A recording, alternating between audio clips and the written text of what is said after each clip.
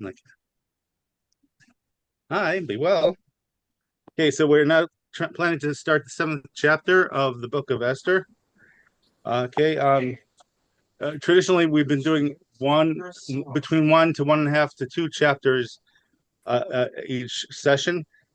In theory, we could do the same, or we may end up finishing the book tonight. We'll find out whatever Hashem wants. There is a lot to cover in the book of Esther, so invariably we're going to be skipping some commentaries here or there. Okay.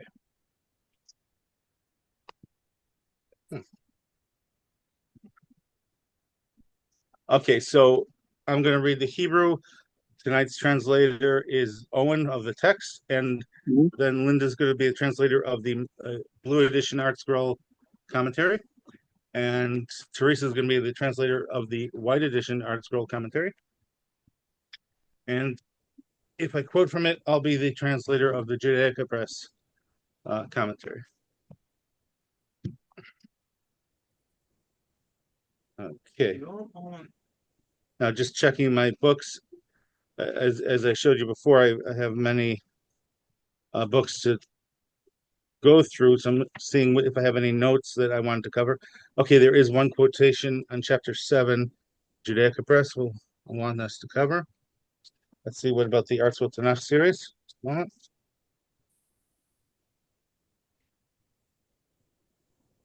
When you go through multiple books on multiple chapters in the same day, then you have to remind yourself of stuff like this. Unless you have the steel trap memory going, but let's see. Okay.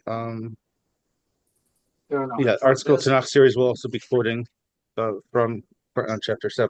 Okay. All right, let's start with chapter 7, verse 1 in the original Hebrew. Okay, here we go. Esther Hamalka. Okay, Owen, could you translate the first verse? So the king of Haman came to feast with Queen Esther. The king asked Esther again. No, that's it. Okay. Owen, sorry. Just verse 1. Okay. Yeah. So yeah, just one verse now is to get us back into the to the rhythm. Okay. And now Linda, if you could do the commentary on verse 1. To feast with Esther, literally to drink with Esther. At the first party, no mention is made of Esther's participation because she was still fasting. Now that the 3 days were completed, Esther also partook in the banquet. Ashlik, Yosef Likak.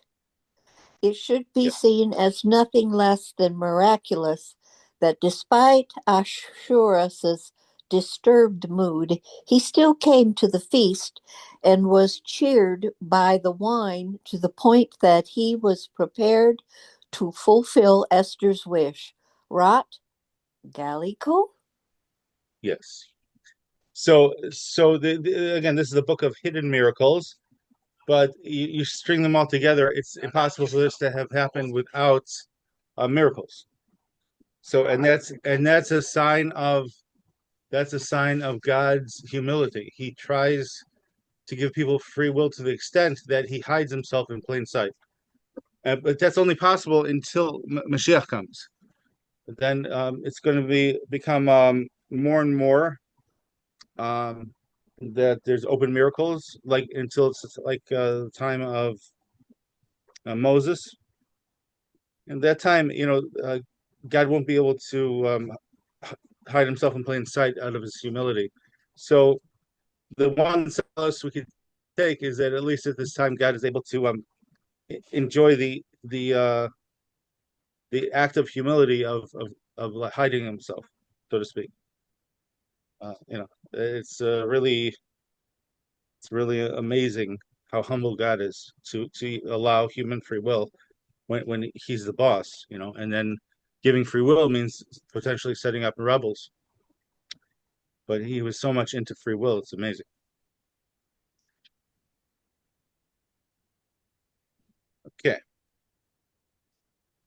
but just in the Torah it says God wants us to do good for our benefits. So as a good father, he doesn't want us to just run away with free will until it's self-destructive. Okay. Let's continue in the Hebrew. ויאמר המלך לאסתר גם ביום השני משתה היין מה שאלסך אסתר המלכה ושינאסן לך ומה בקשתך עד חצי המלכות ושאס ותען אסתר המלכה ותאמר אם מצאתי חן בעיניך המלך ואם על המלך טוב תינשאן לי נפשי בשאלתי ועמי בבקשתי כי נמכרנו אני ועמי להשמיד, להרוג ולאבד, ואילו לעבדים ולשפחות נמכרנו, והחרשתי כי אין הצור שווה בנזק המלך. Okay, Owen, please translate verses 2 through 4. The king asked Esther again on the second day at the wine feast, "What is your request, Queen Esther? It shall be granted you. And what is your petition? Even if it be until half the kingdom, it shall be fulfilled." So Queen Esther responded and said, "If I have found favor in your eyes,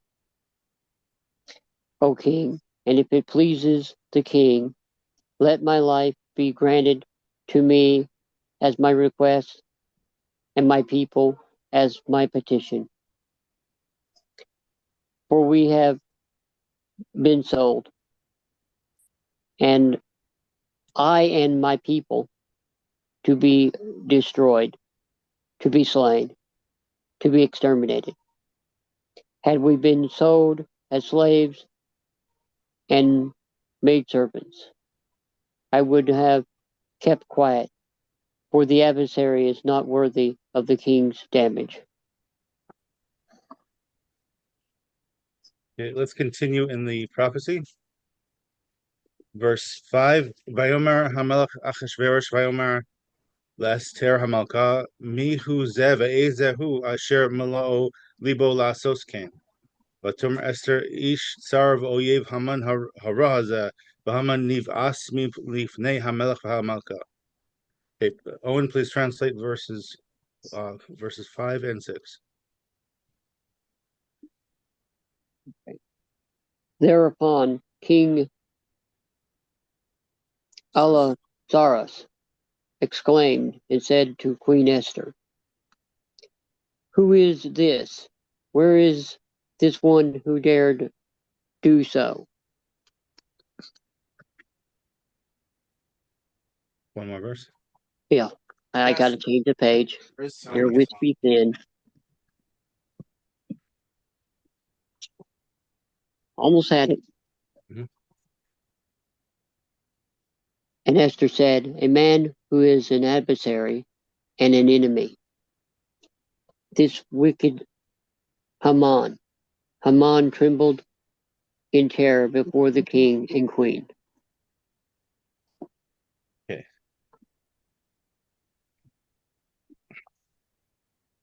All right. So if we could, Linda, if you go to verse 6, the commentary there. Yes. And a man who is an adversary and an enemy, this wicked Haman, he didn't merely commit a crime, he is intrinsically evil, for he places his own petty hatreds above the needs of the state, Rav Galiko.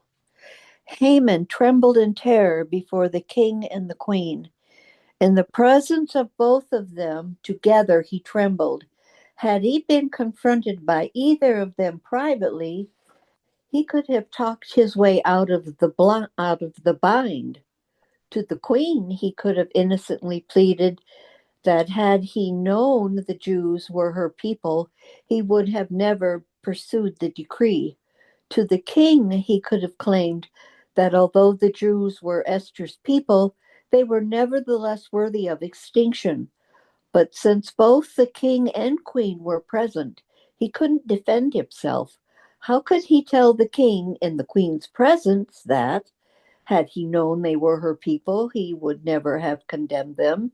Having said they were thoroughly evil, it would have been traitorous for him to allow their survival. Therefore, he trembled in fear, for in their joint presence he was unable to defend himself. The Vilna Gaon. Yes. Very, very powerful commentary there. Oh, sorry. Okay, so now let me read from the Judaica Press commentary. This is on verse 5.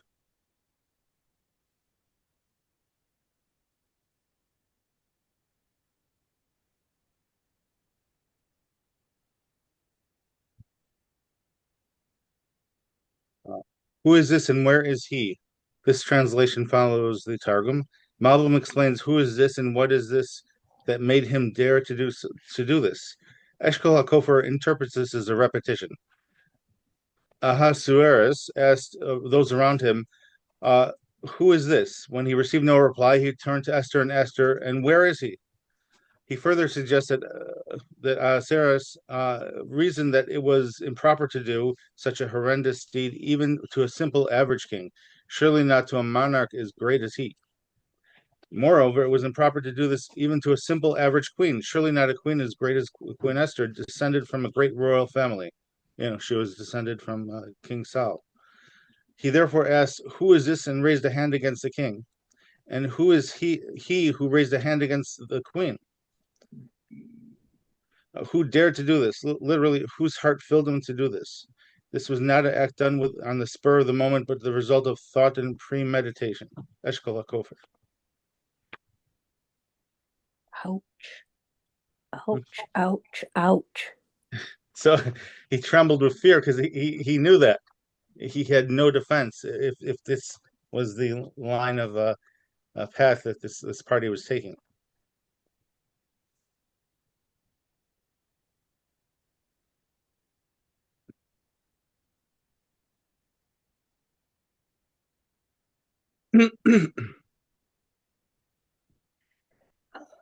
I see that happen a lot, today. Well, that's what that guy said who's in charge of what that country that sent that second missile to Israel. He said almost exactly.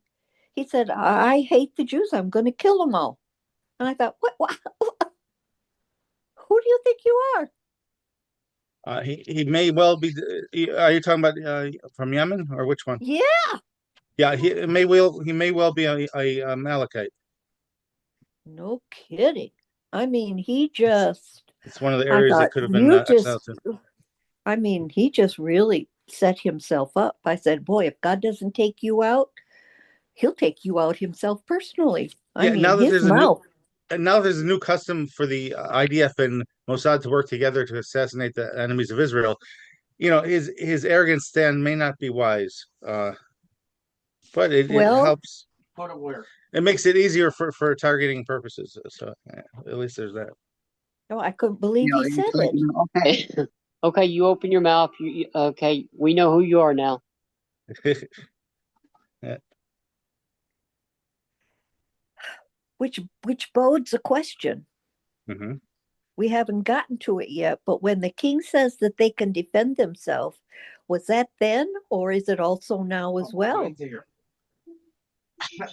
To me, it sounds like Hashem is saying you can defend yourself forever. Right. So when it's a case of whenever there's always a theme that repeats itself. For example, when you see a prophecy talking about messianic times, usually there's a prophecy that may be initially talking about the days of Hezekiah, but then the echo is in the time of Mashiach. And then Yes. in the time of attempt to do wholesale damage to Jewish people. So there's parallels here in this book and in related discussions in Tanakh.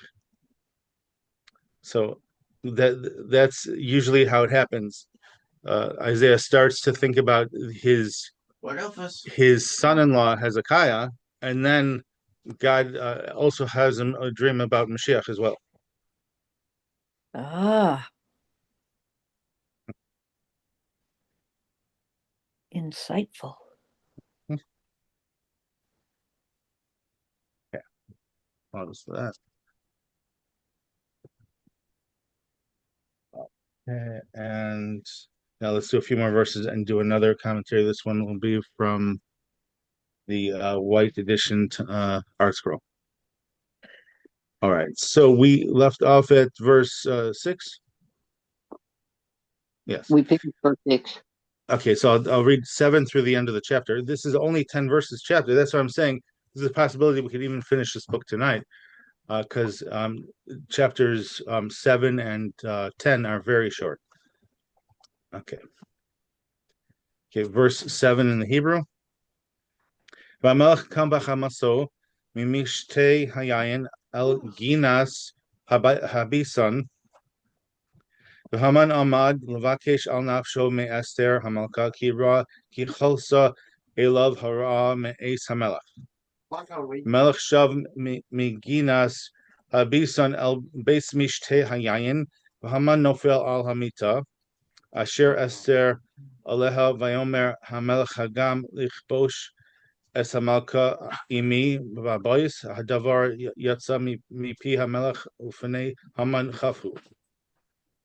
Okay, please translate verses 8 and 7 and 8.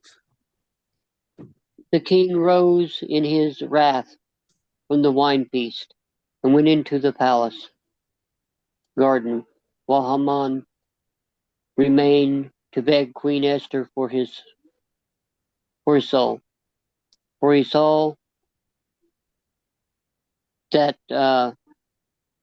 evil had been determined against him by the king. When the king returned from the palace garden to the hall of the wine feast, Haman had fallen into the couch upon which Esther was. So the king exclaimed, "Would he actually assault the queen while I'm in the house?" As soon as the king uttered this, they covered Haman's face. Then Okay, yeah, let's pause there. Okay. I was planning to read the next 2 verses, but it's more dramatic, I think, if we cover 2 verses at a time. Okay. Okay, so can we get a translation of the commentary, Linda, on verse 8? The palace garden. The garden reminded Ahasuerus of another episode that involved Haman that took place there, the party that led to Vashti's death. Now the same Haman who had recommended Vashti's execution was plotting to kill Esther and her people. A Haman lot of had coincidences seem to be piling up there. Yeah, not okay. good. Please continue. Haman had fallen onto the couch upon which Esther was. Couches were commonly used to recline upon during meals, Rashi. Ma'amar Mordecai suggests that Haman deliberately positioned himself this way in order to implicate Esther and have her killed with him. But the plan failed when Esther screamed for help. Midrash relates that Haman had been standing and pleading for mercy when an angel pushed him into the lying position in order to further infuriate the king. Yes, They so covered. I've seen it interpreted whether not just potentially a appearance of immorality, but also potentially an appearance of him trying to hurt Esther. Like he was champing at the bit to kill her, and he couldn't wait for Ahasuerus to leave the room so he could try to finish her off. So that also would be bad timing, you know. Ooh. Yeah. They Okay. covered. Yeah. Please continue that. They covered Haman's face so that the king should not have to see him anymore. It was common practice in Persia to cover the face of someone who angered the king, Ibn Ezra. Okay, now let me go to the commentary in the Art Scroll Tanakh series. Okay, and Teresa, you have that volume in front of you? Yes. Okay. Okay, so they covered Haman's face. Can you go there on verse 8? That's towards the end of the commentary in verse 8, right before verse 9. They covered Haman's face. The servants covered his face in deference to the king's displeasure, so that Ahasuerus would not see the face of his enemy ever again, Ibn Ezra. It was the common practice in Persia to cover the face of a prisoner who was condemned to death. Ashlik. The Gonadville The and Vilna Gaon, yeah. some other commentators understand covered Kafel, yeah. in the sense of So, despondent, as in, and I don't know the Hebrew. Yeah, in this book, chapter 6, verse 12. Mhm. Just reminding people. So Mordecai returned to the king's gate, but Haman hurried home despondent and with his head covered. Same Hebrew. The Chafui Rosh. Okay, so in other words, another level is Chafui Rosh of despondency, like humiliated in his lack of hope, face turning white.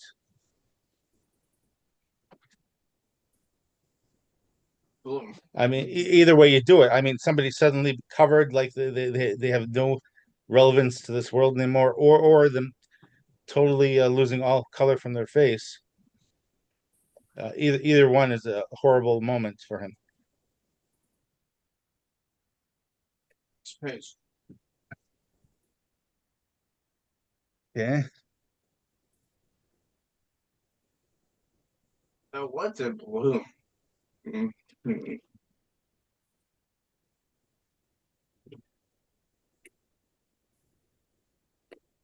Okay. Well, now let's read the last two verses of this chapter before continuing in the commentary. Verses 9 and 10.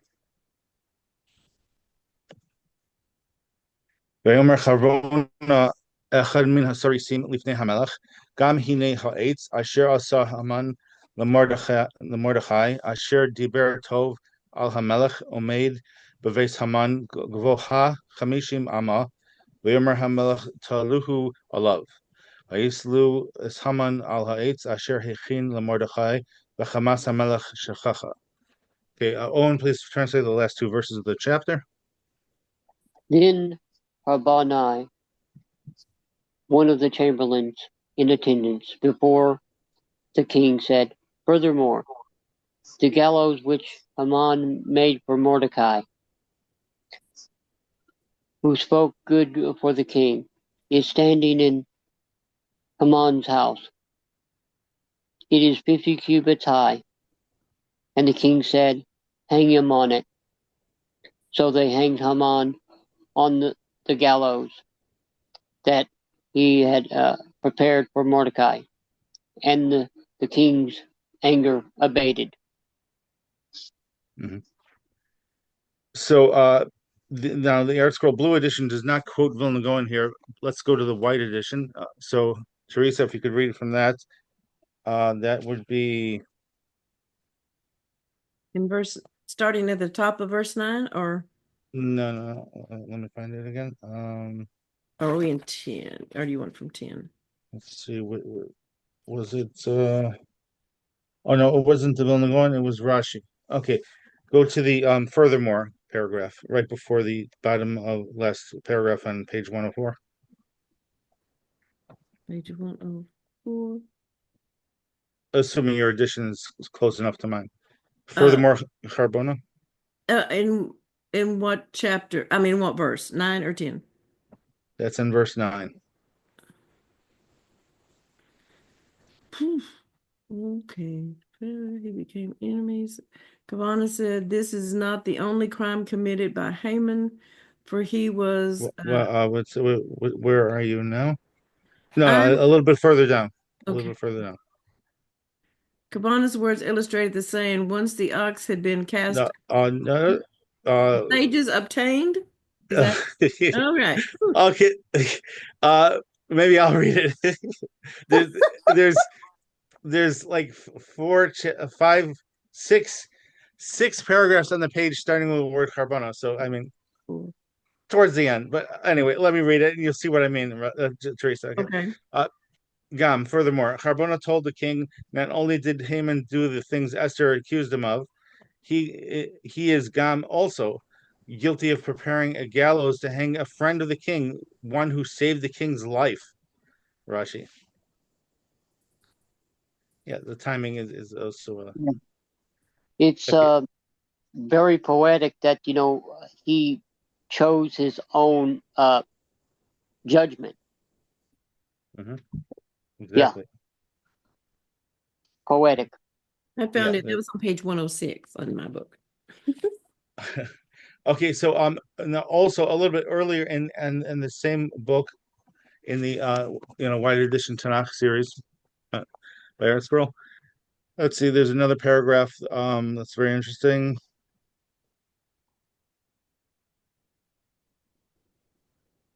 Yeah, so maybe Tracy could find that. Harbona said this is not the only crime. Yes.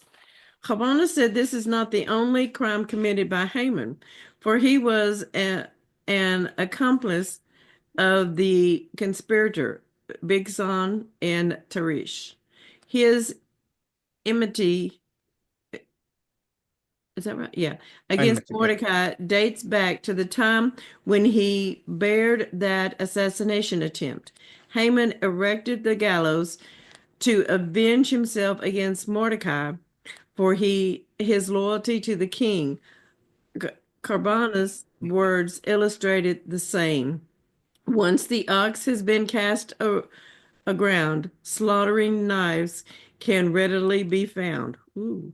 Knowing that Haman had fallen from the high estate, Carbana was intent upon winning the friendship of Mordecai. From Panim Acherim. Yeah. Yes. Then next paragraph, our sages. Our sages ordained that one should always say, Charvona Zachor Latov. Karbana of blessed memory, because it was Karbana's swift advice that prevented Haman from possibly talking or bribing his way back into the king's good graces. Okay, so now, but is as wonderful as it is that the mastermind behind the evil plot was destroyed. The evil plot has been decreed, and for those of you who know the laws of ancient Persia, a decree could not be rescinded. So how are the Jewish people going to be saved? Okay, let's continue in chapter 8. Any questions on 7 before we continue? Continuing in chapter 8. Yes, we'll continue. ביום ההוא נשן המלך אחשוורוש לאסתר המלכה אספייס המן צורר היהודים ומרדכי בא לפני המלך כי הגידה אסתר מה הוא לה. ויסר המלך אסתבתו אשר העביר מהמן ביתנה למרדכי ותשם אסתר את מרדכי על בית המן. ותוסף אסתר ותדבר לפני המלך ותיפול לפני רגליו ותבך ותתחנן לו להעביר את רועס המן הגגי ואת מחשבתו אשר חשב על היהודים. ויושד המלך לאסתר את שרביט הזהב ותקום אסתר ותעמוד לפני המלך. ותאמר אם על המלך טוב ואם מצאתי חן לפניו וכאשר הדבר לפני המלך וטובה אני בעיניו יכסב להשיב את הספרים מחשבת המן בן המדסה והגגי אשר כסב לאבד את היהודים אשר בכל מדינות המלך כי איכך אוכל וראיתי ברע אשר ימצא את עמי ואיכך אוכל וראיתי אבדן מולדתי. Very poetic. Okay, please translate verses 1 through 6. Owen. That very day, King Ahasuerus gave the estate of Haman, the enemy of the Jews, to Queen Esther. Mordecai came before the king, for Esther had told the king what he was to her. The king removed his signet ring, which he had taken away from Haman, and gave it to Mordecai. And Esther put Mordecai in charge of Haman's estate. Esther yet again spoke to the king, and she fell at his feet and wept and implored him to avert the evil intention of Haman the Agagite and his scheme that he had plotted against the Jews. The king extended the gold scepter to Esther, and Esther arose and stood before the king. She said, "If it pleases the king, and if I have found favor before him, and the proposal seems proper before the king, and I be pleasing in his eyes, let it be written to countermand those dispatches, the scheme of Haman, the son of Hammedatha, the Agagite, which he had written to exterminate the Jews, who are in all the king's provinces. For how can I bear to witness the disaster which will befall my people? How can I bear to witness the extermination of my kindred?" Yeah, that's verse 6. Very eloquent statement by Esther, and to me it echoes back to the similar kind of eloquence spoken by Judah, son of Jacob, in defense of his brother Benjamin in this coming week's Torah portion, Vayigash. So it's when God inspires, so it permeates not only spiritually but even to the point of oratory skills are like boosted while they're speaking. Suddenly they become poetic as well. But obviously there was a certain amount of high intellect at play. We see it by Esther and by Judah.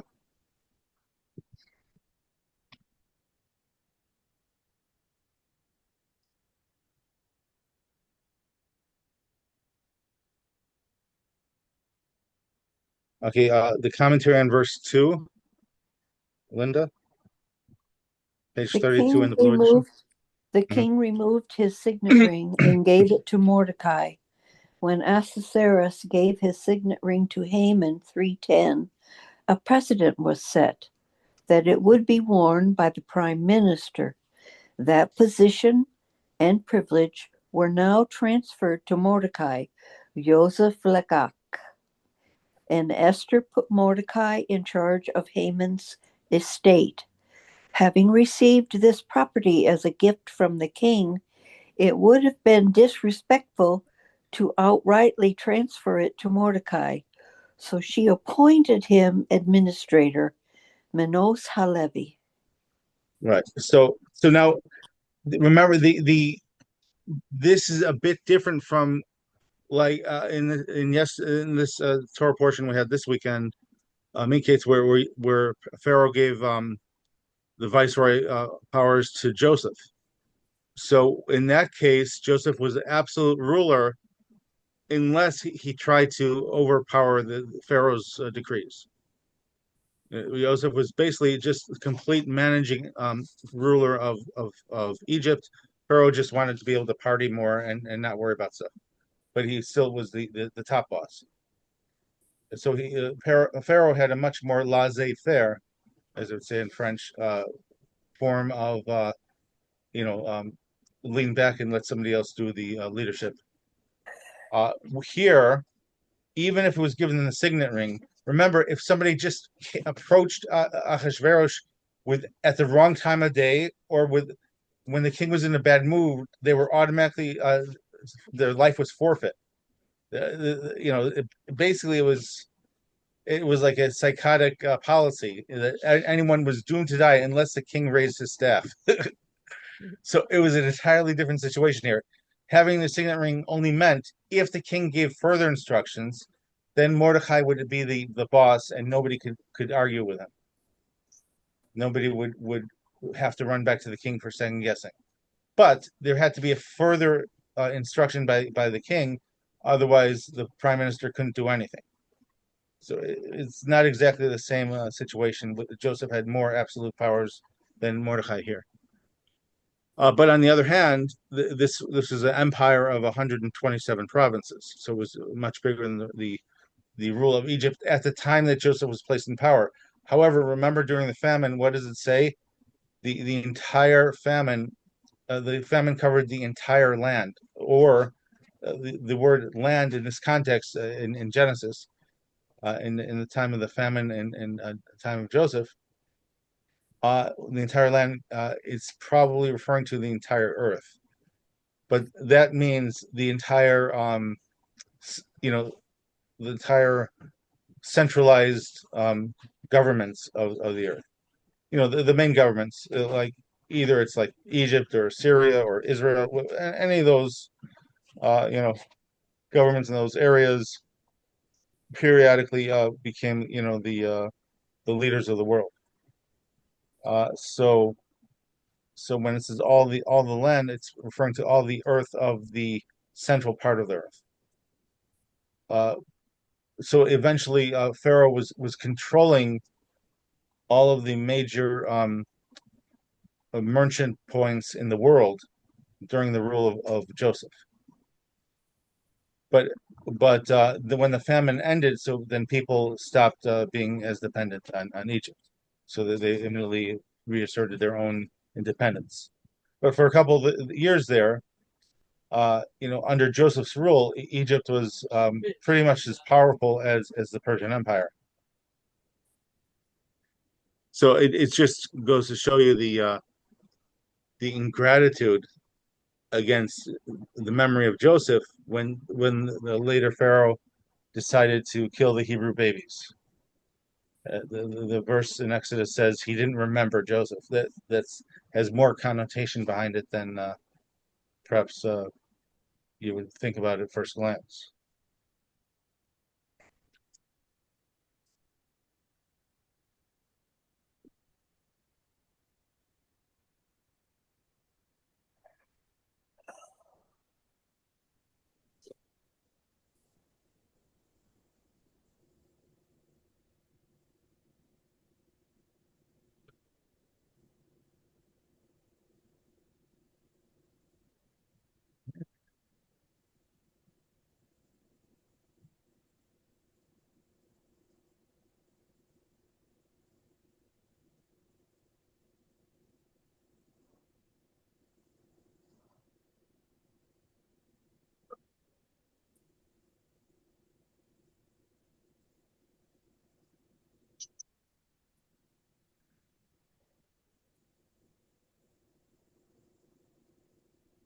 Okay, let's continue in the prophecy here.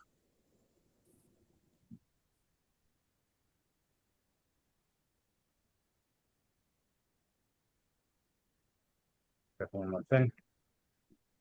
6.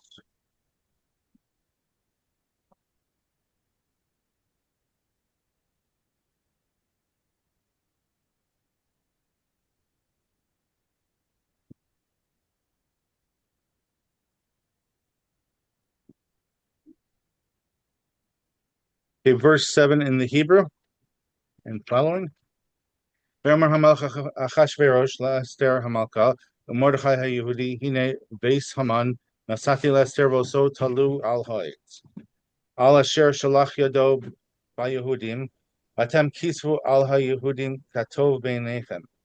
B'shem hamelech v'chismu v'tabas hamelech ki chesav asher nichtov. B'shem hamelech. V'nachtom v'tabas hamelech ein lahashiv. Okay, please translate verses 7 and 8. Then King Ahasuerus said to Queen Esther and to Mordecai, the Jew, behold, I have given Haman's estate to Esther, and they have hanged him on the gallows because he sent his hand against the Jews. You may write concerning the Jews whatever is favorable in your eyes, in the name of the king, and seal it with the king's signet. For an edict which is written in the king's name and sealed with the king's signet may not be revoked.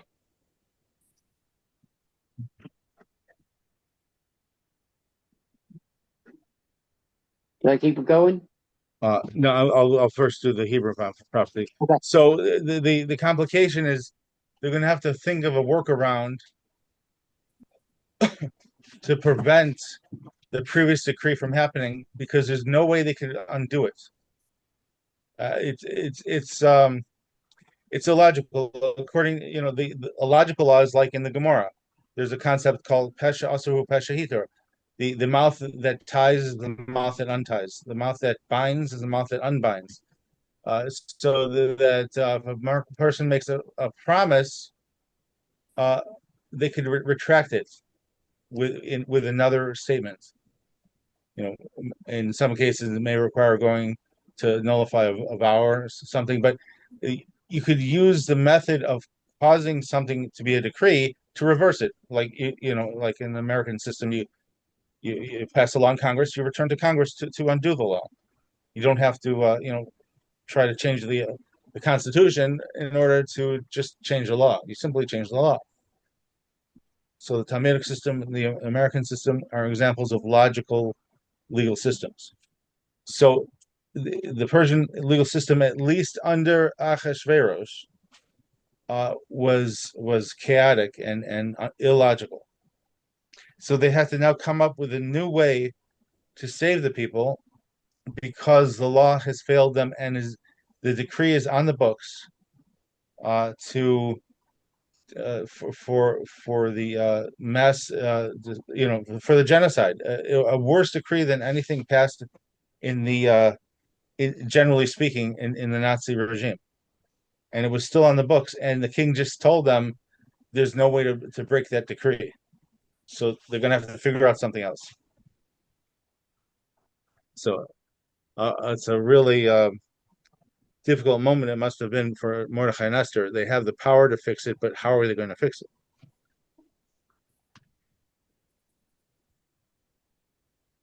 It sort of reminds me of the presidential pardons. Yeah, well, right, but in this case, a presidential pardon means you can override a law.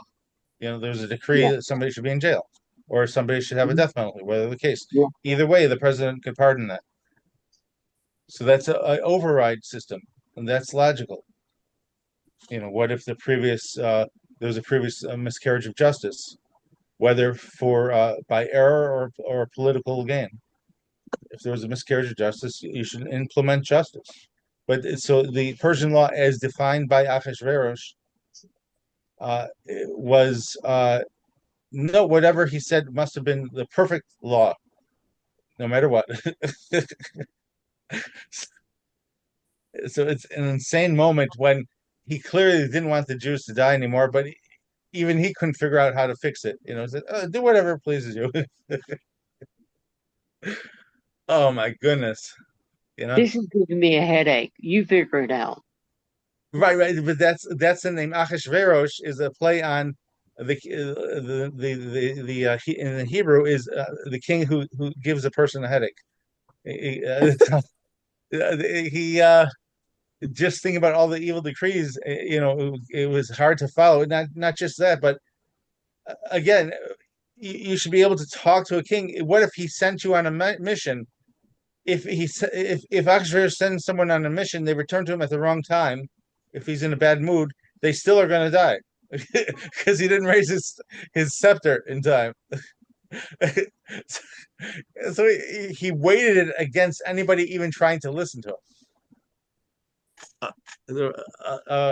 In other words, to put it in the vernacular in these environs, he was a real piece of work, So Reminds me of an old movie where, this one boy was a troubled child, and he went to his principal.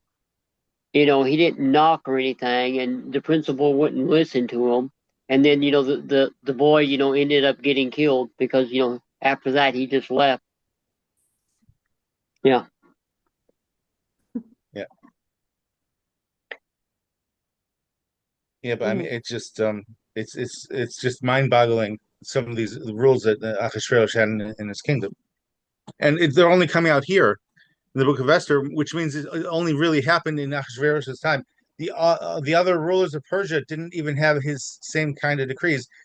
The only thing, though, it appears they did have the law that a decree made could not be canceled. But the thing was this, is that even after the death of Achashverosh, there were so many crazy laws they had to undo that they couldn't repeal that law because they had to have the new king, who was the son of Esther, fix all the problems that Achashverosh made. So his word had to be also obeyed and never to be ignored in order to overpower, one way or another, the crazy decrees of Achashverosh that were hampering the entire empire. So they were never able to reverse that law until the fall of their empire. It's kind of a sad moment politically, as far as thinking about his political regimes in history.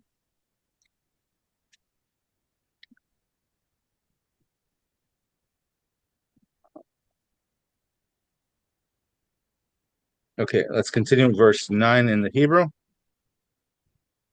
Vikru Sofrei Hamelech be'ez hahi b'chodesh hashlishi hu chodesh Sivan b'shilsha v'esrim bo v'kasev k'chol asher tziva Mordechai el ha-Yehudim vel ha-Achash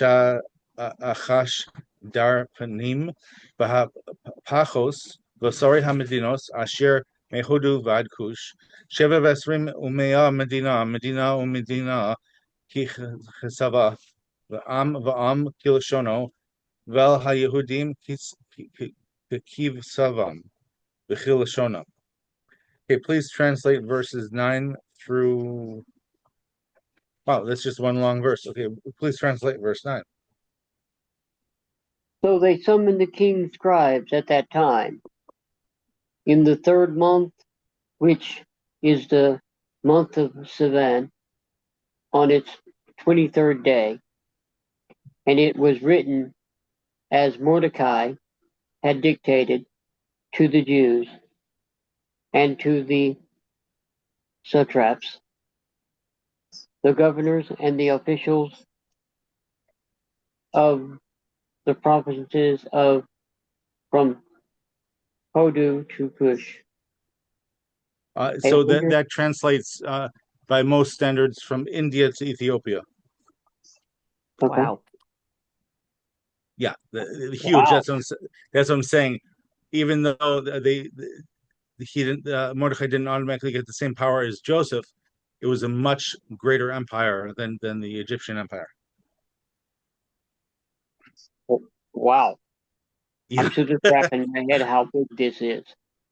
Right, exactly. 127 provinces, to each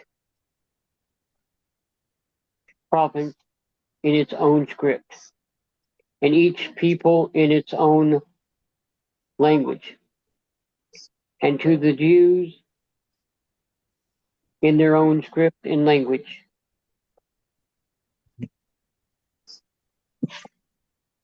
Okay. Now continue in the Hebrew. Vayichtov b'shem hamelech Achashverosh vayachtom b'tabas hamelech vayishlach svarim biyad haratzim basusim rochve harechesh ha'ach shetarim ha'ach ha'achash-teranim b'nei haramachim. It's a transliteration of the Chaldean words. So, Asher Nasan Hamelech LaYehudim, Asher B'chol Ir V'ir Lihikahel La'mod Al Nafsham La'ashmid La'rog Ul'abed Es Kol Chel Am U'Medina HaTzarim Osam Taf V'Nashim L'Shalom L'Avoz B'Yom Echad B'chol Medinos Hamelech Achashverosh B'Shalosh Asar L'Chodesh Shneim Asar Hu Chodesh Ador Pas Shegen Hakasav Lihinasein Das B'chol Medina O Medina Galui L'chol Ha'amim Lios HaYehudim Asidim Layom Hazeh Lihinakem Me'oyevehem Haratzim Rochvei Harechesh Ha'achash Teranim Yatzu Mavochalim Udechufim B'Devar HaMelech V'Hadas Nitana B'Shushan Habira. Okay, please translate verses 10 through 14. He wrote in the name of King Ahasuerus,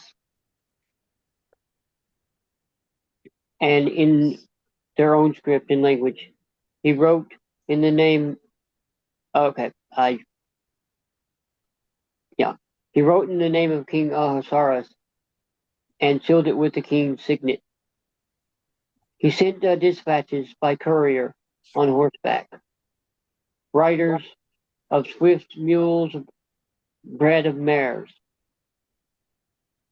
to the effect that the king had given permission to the Jews of every city to organize and to defend themselves, to destroy, to slay, and to exterminate every armed force of any people or province that threatens them, along with their children and women, to plunder their possessions.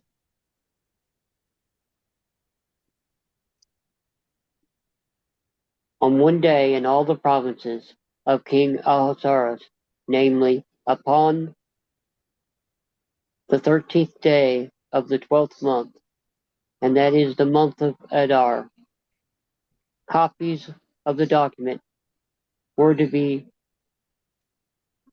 promulgated in every province and be published to all peoples for the Jews to be prepared for that day to avenge themselves on their enemies. The couriers, riders, and swift mules went forth in urgent haste by word of the king, and the edict was distributed in Hasham, the capital. My apologies for stumbling at the beginning. No, it's okay. The best way to become better is to use practice. So that's the way to do it. I just went through, and then I started reading the same line over. Oh, it's reviewing already. Wow, you are intensely into this. That's pretty good. Yeah. Kudos. Okay, very good. So now we'll do the last three verses of this chapter.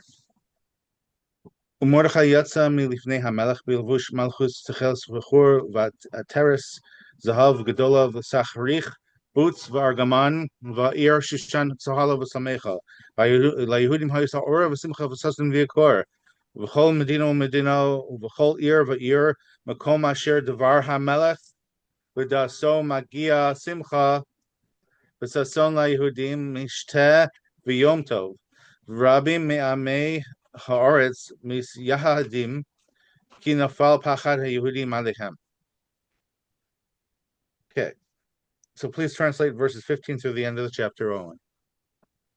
Mordecai left the king's presence clad in royal apparel of turquoise and white, with a large gold crown and a robe of fine linen and purple. Then the city of Shushan was cheerful and glad. The Jews had light and gladness and joy and honor, and in every province and in every city, every place where the king's word and his decree reached, the Jews had gladness and joy, a feast and a holiday. Moreover, many from among the people of the land professed themselves Jews, for the fear of the Jews had fallen upon them. Okay, please translate the commentary on verse 17. On 17. Just a minute. Page 35. Professed themselves Jews. They had no intention of becoming serious proselytes, but they merely feigned Jewishness out of fear, and therefore their conversion was not accepted. Vilna Gaon. Some commentators say that our custom of masquerading on Purim traces to the non-Jews who masqueraded, quote unquote, as proselytes. So they assumed they had to join the party, otherwise they were doomed. But that's not. It was simply about not trying to kill them, and there was a decree that they had the enemies of the Jews had carte blanche to kill, and the Jews could not retract that law. So it's just about not being an enemy of the Jews. It wasn't about converting to Judaism at all. So this was an extreme reaction by a group among the Gentiles, and it wasn't necessary, but they thought if they were became members of the political party, or so to speak, then they were safer that way. So they weren't accepted as Jews, but neither were they killed. They were clearly trying to avoid being considered enemies of the Jews.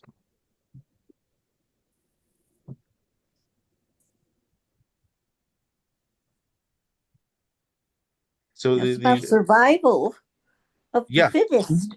I mean, but I just imagine. I mean, the Jews probably had been the most passive of all the, gentle of all the races in that empire, and now they had to immediately organize themselves and to fight their enemies. Otherwise, they were doomed by law. It was a very difficult situation. But just imagine, remember, this happened about 11 months before the decree. So they were worried for almost a full year that what happens if they don't organize their defenses in time before the evil decree of Haman would still be fulfilled. You understand? It was a horrible situation for a year, almost 11 months, that they were in constant worry. They were in constant worry that maybe maybe something would happen, and even if it only happened in one town, if the Jewish militia wasn't prepared in time, and again, a very passive, gentle people, they didn't have any standing army, they didn't have any standing militia, so they had to organize and train people to be able to defend themselves in the next 11 months, or uh, in any location and potentially anywhere in a empire from India to Ethiopia, that amount of range without fast means of travel. They had to organize in less than a year the defense of a very gentle people to be able to defend themselves against such high stakes. And if they even missed one little village, there would have been a massacre against the Jews, God forbid. So it was a terrifying moment. for Mordechai and Esther that lasted almost a year. And they had to defend themselves on the 13th day. Right. And in addition, in the meantime, they had to stay in favor on the graces of the quasi not normal Achashverosh. They had to always make sure he was happy with them, because at any moment he could have replaced Mordechai with a different prime minister who could make another decree to overwhelm this decree. Very difficult. But this explains why it took Mordechai and Esther didn't say, okay, this month we're going to immediately attack the enemy of the Jews. There was no standing army, and they had no access to the warriors of the kingdom. They had to create a militia from scratch among a very gentle people. So it's a very, very complicated situation. That's why this explains why they only said, okay, a day or two before, we're going to have the battle earlier than the permission given to Haman's forces. Otherwise, obviously they would have just gotten rid of it immediately that month. Very big stakes. Okay, so chapter 9 has more commentaries. So let's go straight into chapter 9. And chapter 10 is just 3 verses long. So again, we're on track. There's a possibility we could finish this book tonight. Any questions before we start chapter 9? Any questions? No, Rabbi. What book is after Esther? What's the next book you're going to do? Chronologically is the book of Ezra. Oh, okay. We already covered Daniel before Esther, and previously we covered Haggai, Zechariah, and Malachi.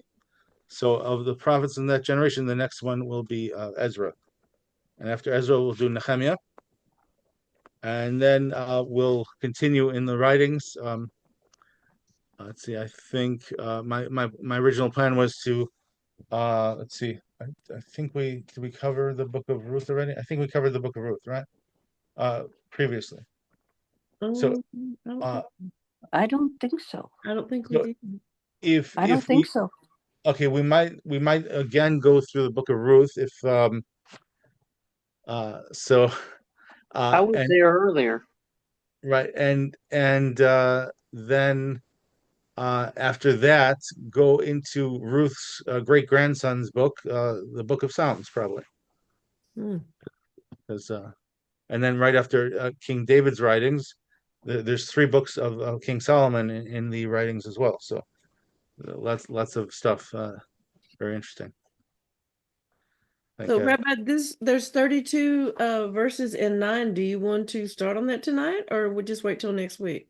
No, if you're game, I'd like to continue now. Okay.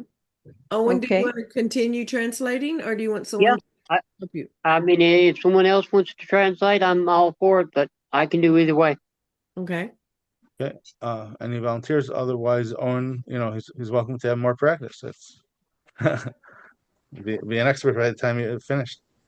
Right? Very good. Okay. Chapter 9, verse 1. Vishneim asar chodesh hu chodesh ador v'shosha asar yom bo asher higia dvar hamelach v'daso lehi asos bayom asher sibru oyevei haYehudim lishlot bahem when hafoch hu asher yishletu haYehudim hema v'besoneihem.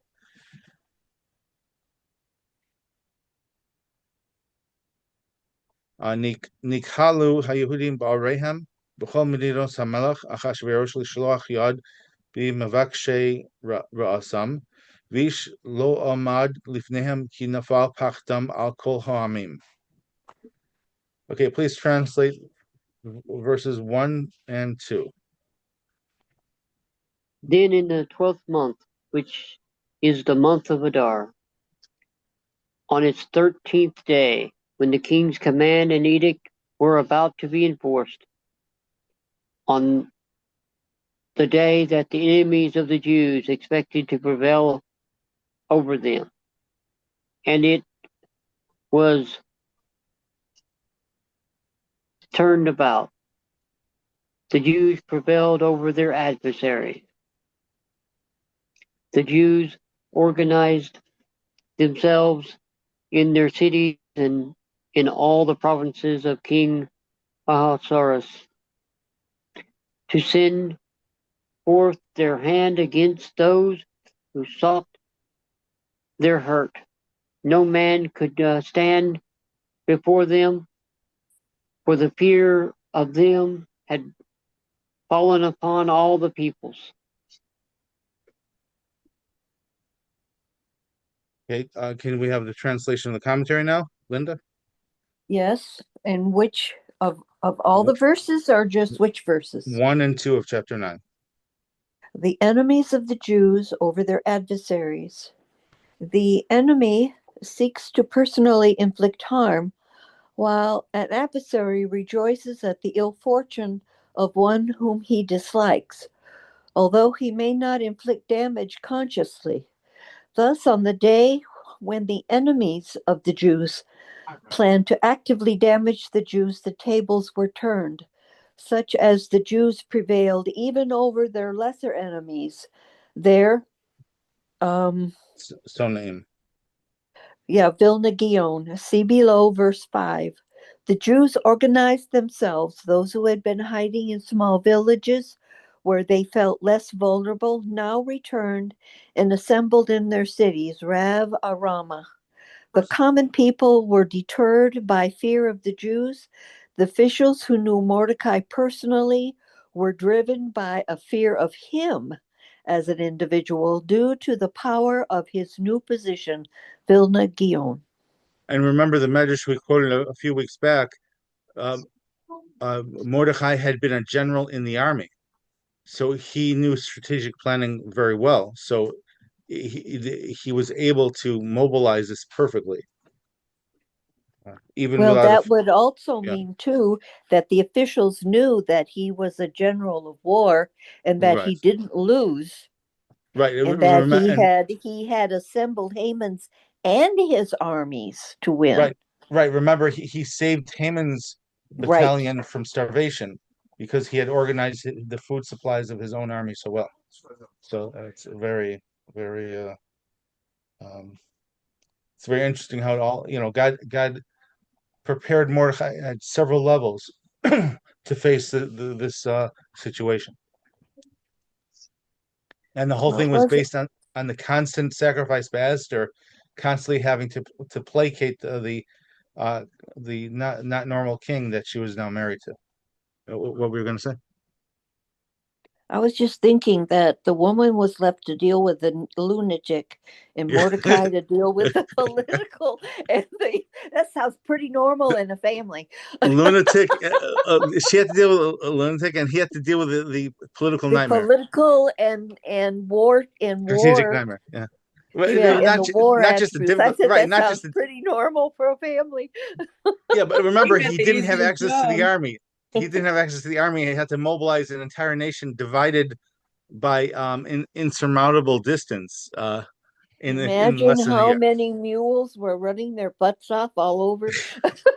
Yeah, it's just I mean, very he's very talking difficult. about a mule. Mules run faster than horses. It said they were mules. They were bred to female horses. That's a mule. They run. Well, whenever I was a marriage counselor back when I was a Wiccan, I found it easier to talk to one person instead of both of them. There was Well, always yeah, Oh, one but yes. that was easier to talk to. right, but Yep. did And it you have to resolve the deal with situation? it. Yes, Yeah. It yes, did resolve. Okay, yes, it usually did. very good. Yeah, thank God. Yeah, but sometimes it's like, yeah, I'm not going to get anywhere with that one. I'll talk to this one. Yeah. But okay, so let's continue. I'll do verses 3, 4, and 5, and then we'll go back into the commentary.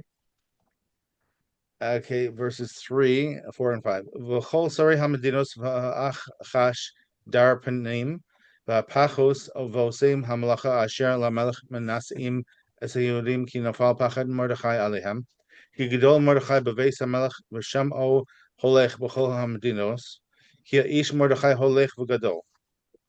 ויכו היהודים בכל אויביהם מכס חרב והרג ואבדן ויעשו בשונאיהם כרצונם. Can you please translate verses 3 through 5? Owen. And all of the officials of the provinces, the satraps and the governors, and those that conducted king's affairs, exalted the Jews for the fear of Mordecai had fallen upon them. For Mordecai was now preeminent in the royal palace, and his fame was spreading throughout all the provinces. For the man Mordecai grew increasingly greater. And the Jews struck at all of their enemies with the stroke of the sword, slaughtering and annihilating. They treated their enemies as they pleased. Okay. Now let's go back to a comment in the commentary in verse 1 and then do the commentary in verse 5. So in commentary verse 1, it says, an oyev, enemy, seeks to personally inflict harm. So they're intending to be physically dangerous. While a sone, adversary, or another way to say sone is hater. It rejoices at the ill fortune of one who he dislikes, although he will not inflict damage consciously. Okay, so remember, oyev, enemy, refers to somebody physically trying to harm someone, like a terrorist. And that's enemy, oyev. Sone, adversary, or hater, has extremely bad intentions, but he doesn't personally want to get his hands dirty.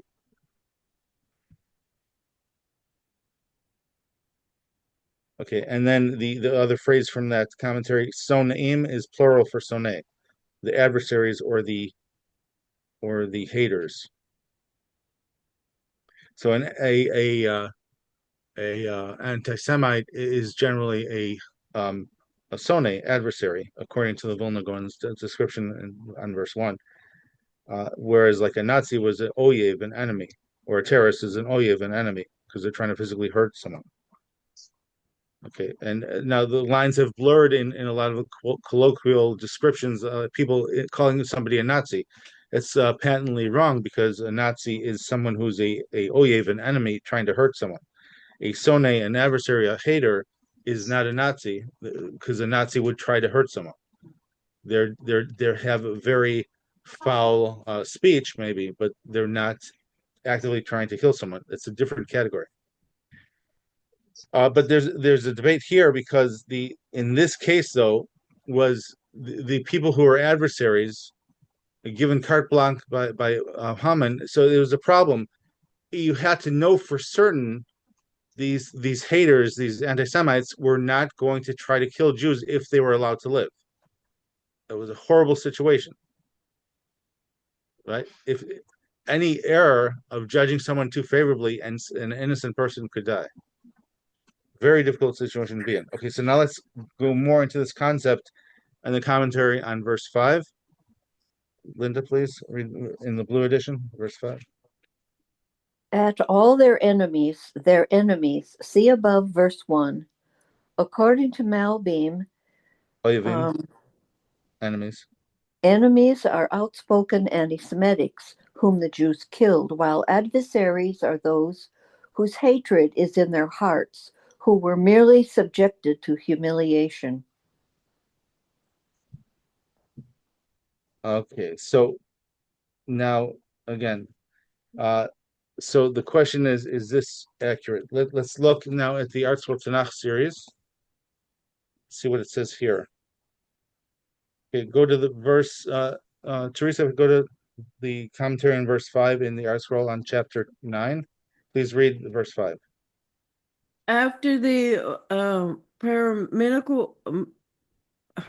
parenthetical parenthetical, thank you, break of the last two verses. This verse continues to describe of what the assembled Jews did on the 13th of Adar. At all their enemies, the Jews tried to establish who were enemies Oyevim, enemies. and who were adversaries.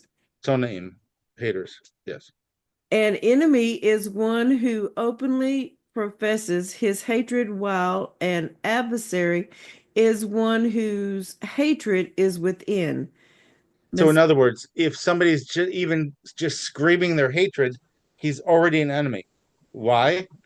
Because they were given carte blanche to kill Jews.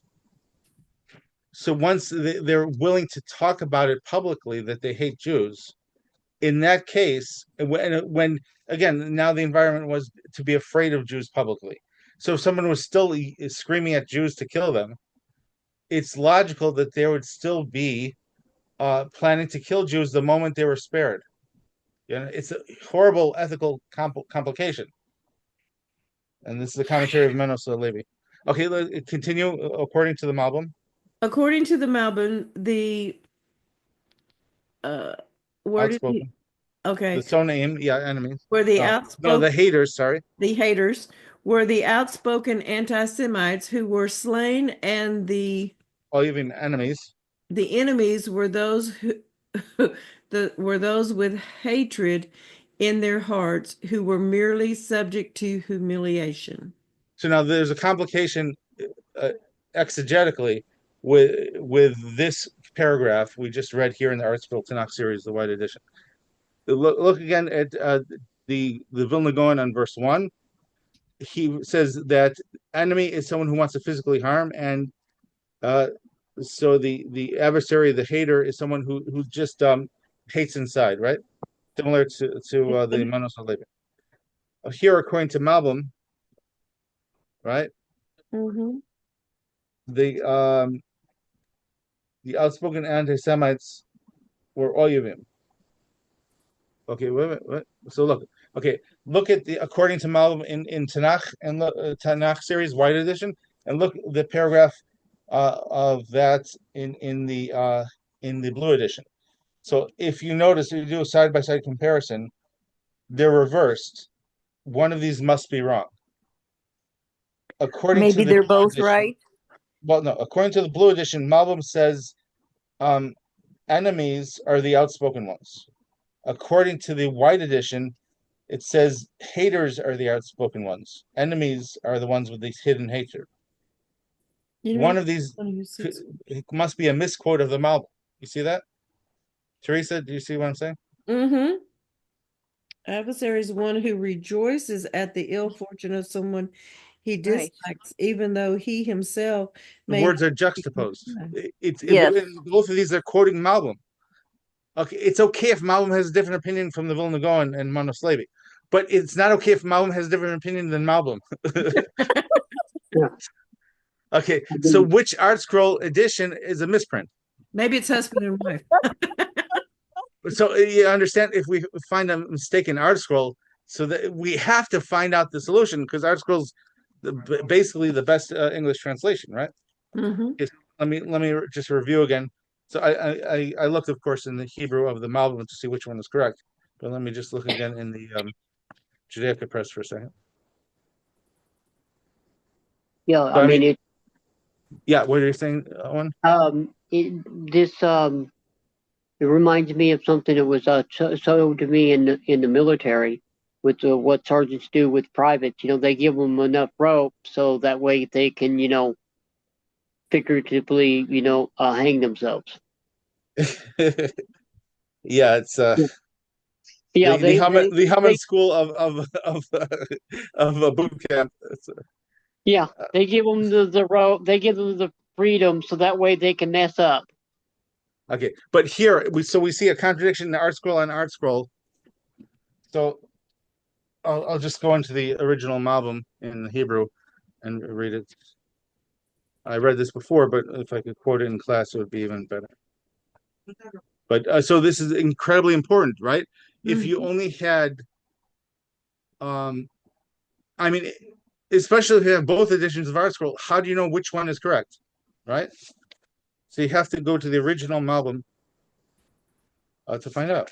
Okay, this is on chapter 9. Chapter 9.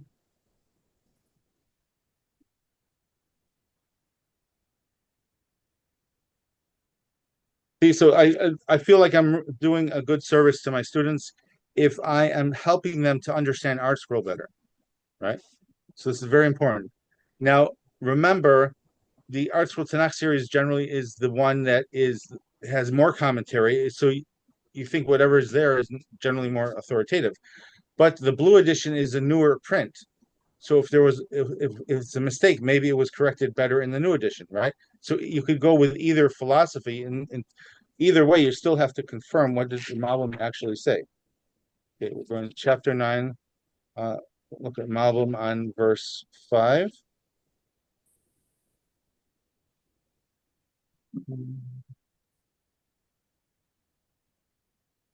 What is it? Well, it could be on verse 1 or verse 5, but I think it was verse 5, if I remember correctly. Yes, okay. Ki havdil bein oyev v'sonei she'oyev ivaso guluya v'sonei ein sinaso guluya.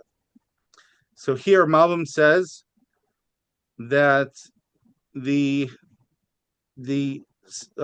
oyev, the enemy, his hatred is revealed, and the sonei, the hater, the adversary, his hatred is not revealed. So that's more complicated. Okay, so this is more complicated than the other. It's kind of like the Manos Halevi, right? There's no difference between what the Malbim actually says and the Manos Halevi's opinion, but it's more complicated as far as how do you kill someone for their inner thoughts, right?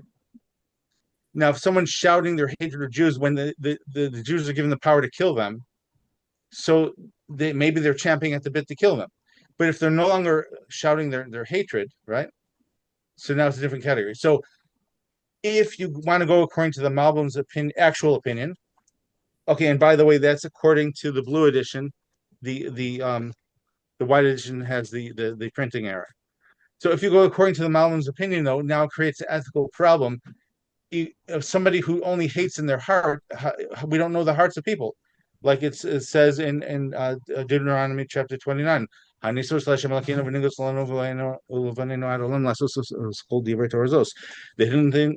hidden things that belong to the Lord our God, and the revealed things belong to us and our children to fulfill all the words of this Torah. So you can't really kill a person for having bad thoughts. That's only in God's purview. If somebody's an anti-Semite, you don't kill them either. But if they're an anti-Semite in a situation where they have carte blanche to kill, and the Jews have carte blanche to kill them back, why are they still publicly trying to insult Jews? You know what I'm saying? They should just like get apolitical, get out of the whole business of insulting Jews, or you don't even have to pray with Jews. Just move to a different town. Don't get involved in a political movement where one side or the other has to die, right? So that only works if they're being verbal with their problem. So it's creating so the actual Malbim, which is apparently agreeing with the Manos Levi, I think creates a problem if you say if we haven't determined that yet in the story, but if you say that the Jews should kill those who are shouting at them, right? So then how would they defend themselves from those who have a secret agenda?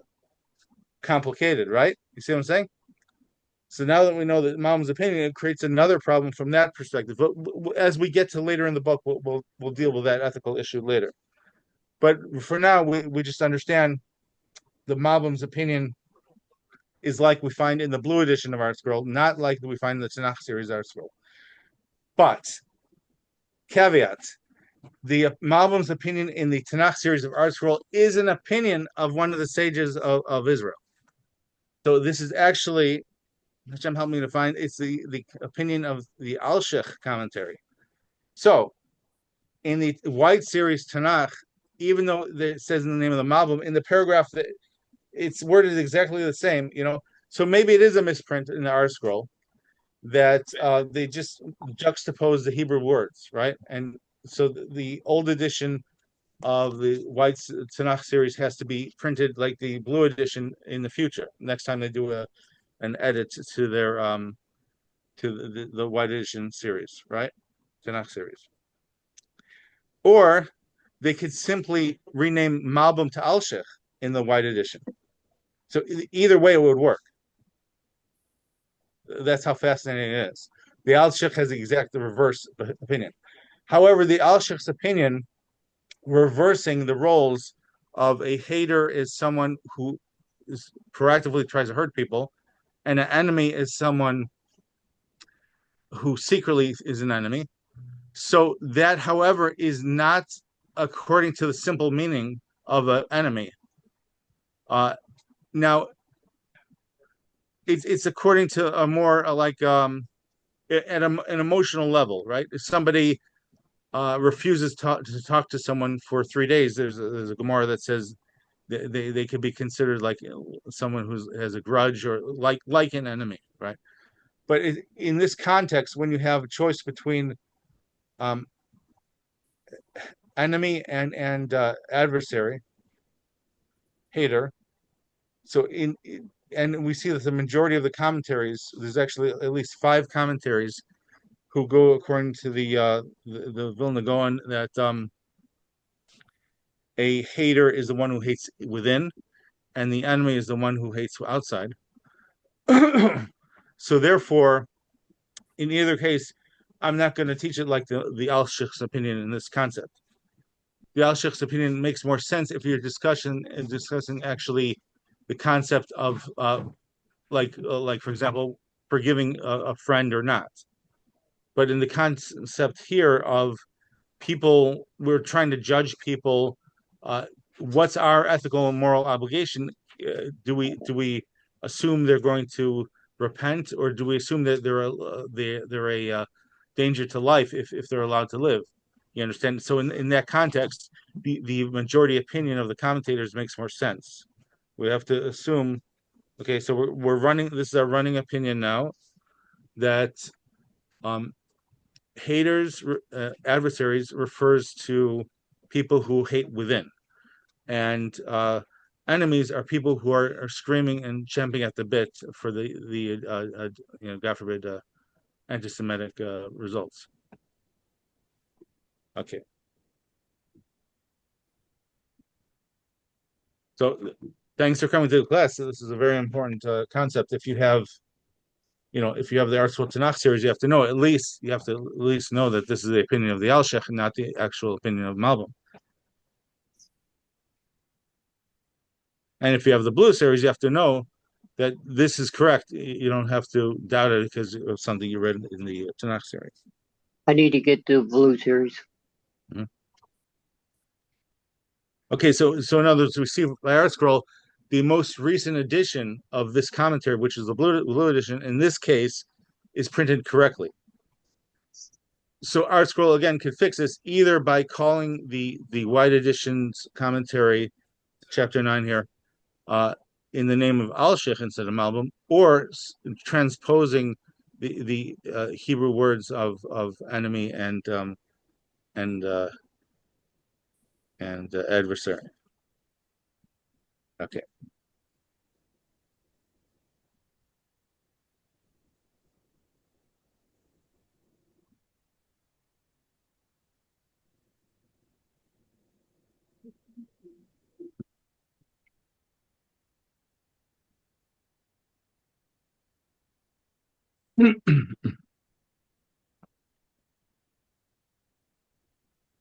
Continuing in the Hebrew. Okay, so now the next 4 verses it's just mentioning the names of the sons of Haman who died. According to the smallest opinion, Haman had 12 children. Okay, so his daughter died in the previous chapter, before from last week's reading, and now his 10 of his sons are going to die in this chapter, or actually Yeah, in this chapter. And then so he'll have at least one surviving son, Shimshai, who is actually in the book of Ezra, the next book we're going to cover. So the legacy of Haman continues into the book of Ezra, and Shimshai was the scribe who helped the enemies of Israel to delay the temple building. So very important. But he was only the scribe. Who was the instigators of delaying the temple being built? That was Haman and his 10 sons. So all of them are being eliminated here in the book of Esther. But his son Shimshai, at the very least, was the only survivor, according to the simple meaning of, without using any oral commentaries, oral Torah commentaries. But again, we discussed previously, there's two different opinions in the oral Torah. According to one opinion, Haman, from all his concubines, had a total of 30 children. And according to another opinion, he had a total of 80 children. Okay. Can I ask the question? I'm just curious about this. Why is how it's printed with the names on one side and on the other side? It just seems odd to me. We see this. We find this, like for example, in the Song at the Sea. That it's like a poetic style. But the significance was each of these was a significant leader among the provinces of Persia. So any one of their deaths was significant. So that's like the main meaning. In addition, any one of them was a severe threat to the Jewish people. Whereas Shimshai was like helping to the tactical trouble caused to Israel. The strategic planners were a bigger threat. Like we see in this year, Israel has been killing the terrorist leaders. So the leaders of the causing trouble to Israel are these 10 sons of Haman. They were the among Haman's sons. These were the biggest threats. Okay, so each one is considered as if they were like Haman as a threat to the Jews. So from the purpose of mentioning their political power and the purpose of mentioning their threat to the Jewish people, each one is given a separate line on the page. Okay. Thank you, Rabbi. Oh, thank God. Good question.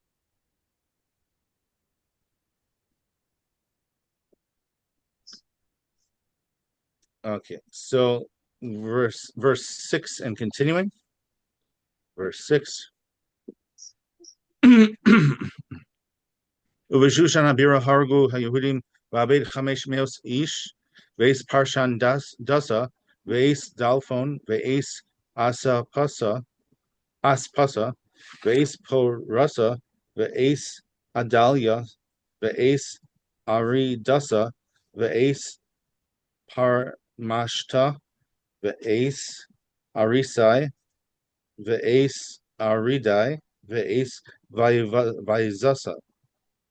Seres b'nei Haman ben Hamadasa tzur ha-Yehudim haragu v'abiza lo shalchu es yadam. Okay, please translate verses 6 through 10. In Shushan, the capital, the Jews slew and annihilated 500 men, and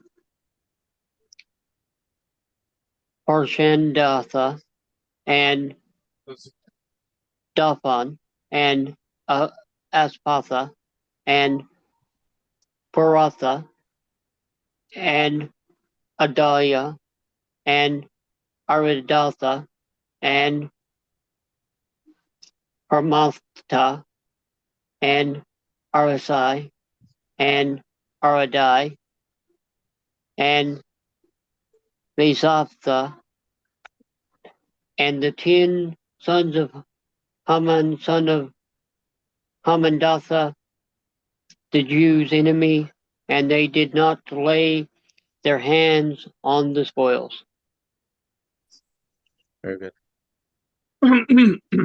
Okay, Linda, so I'm going to divide the commentaries on, let's read from verse 10. One paragraph from the Blue Edition, and then the rest will go to the Tanakh series. So Teresa, be ready for that.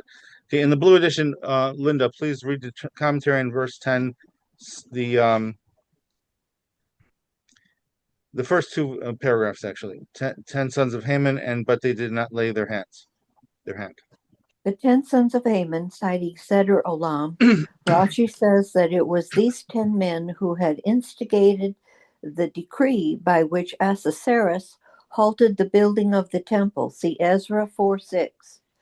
But they did not lay their hand on the spoils. Although Mordecai had permitted it, the Jews decided to direct the spoils to the royal treasury rather than to keep it, in order to pacify the king and to make it obvious that Jews entertained no financial considerations in selecting those they killed. Rashi, Ibn Ezra, Dina Pashra, Megillus, Sesraim. So they without Mordecai telling them, they intuitively understood they have to be concerned about the how things appear for the safety of the next generation of the Jewish people, and that was a altruism that it was amazing to behold. Without centralized leadership telling them to do it, they individually chose to not participate in any of the spoils of the war. And this is reminiscent of the behavior of Abraham with the evil king of Sodom. He said, he didn't want the evil king to be able to say that he made Abraham rich. Mm-hmm. So it's really beautiful, the ethics. Again, they suffered so much. A lot of people would say, I deserve a lottery winning already. But they said, what's the best honor for God for the sake of the safety of our next generation? And it was across the board without any centralized leadership. They all came to the same decision. So this is the level of unity among the Jewish people was amazing. They were thinking like this one person, so really amazing moment. Okay, let's go to the Tanakh series on this verse, verse 10 of chapter 9. So Teresa, if you go to the paragraph in not enjoying the spoils. In not enjoying the spoils of his victory, Israel redeemed the sin of its ancestors in the days of Saul. Then they were commanded by Samuel to wage war against Amalek and not to plunder the spoils. They won the war, but ignored the command to desist from looting. To desist from looting. Desist from looting. See 1 Samuel 15. In the time of Mordecai and Esther, that sin was atoned for because the people were permitted to enjoy the spoils but refrained from doing it. Nachal Eshkol. Nachal Eshkol. Yeah, please finish the commentary on this verse. Mordecai was a descendant of King Saul, and he corrected Saul's iniquity of allowing Agag to live long enough to begot a son who was the forefather of Haman. It was obviously most difficult for poor Jews to restrain themselves from taking spoils. In reward for their resistance, it was established. Restraint. Excuse me. In reward for their restraint. In the reward for their restraint, it was established that throughout all generations, the poor, without exception and investigation as to need, will be the recipients of gifts to the poor. Yeah, this is the Gera Rebbe. So actually in halacha, the most important halacha, besides reading the Megillah, reading of this book on Purim, is giving gifts to the poor. Matanos Avionim. It's bigger than the halacha of Mishloach Manos, sending a gift to a friend. And of course it's way above going to a Purim party, So so it's amazing. Besides the reading of the Megillah itself, the biggest mitzvah you could do on Purim is gifts to the poor. Now, Matanos Avionim it's especially in light of, you should make sure that try to give money that you know is going to help somebody who's very poor, like even like a destitute person or close to it. So we want to help. Evion means destitute, not just a regular poor, but very poor. Not just like a financially low class, but a person who's like in a desperate situation. So helping someone in that situation is the according to one Rav, the principal mitzvah on Purim. That's really amazing, and it was like spiritually the fruit of poor Jews forsaking the spoils of war for the sake of their children's safety.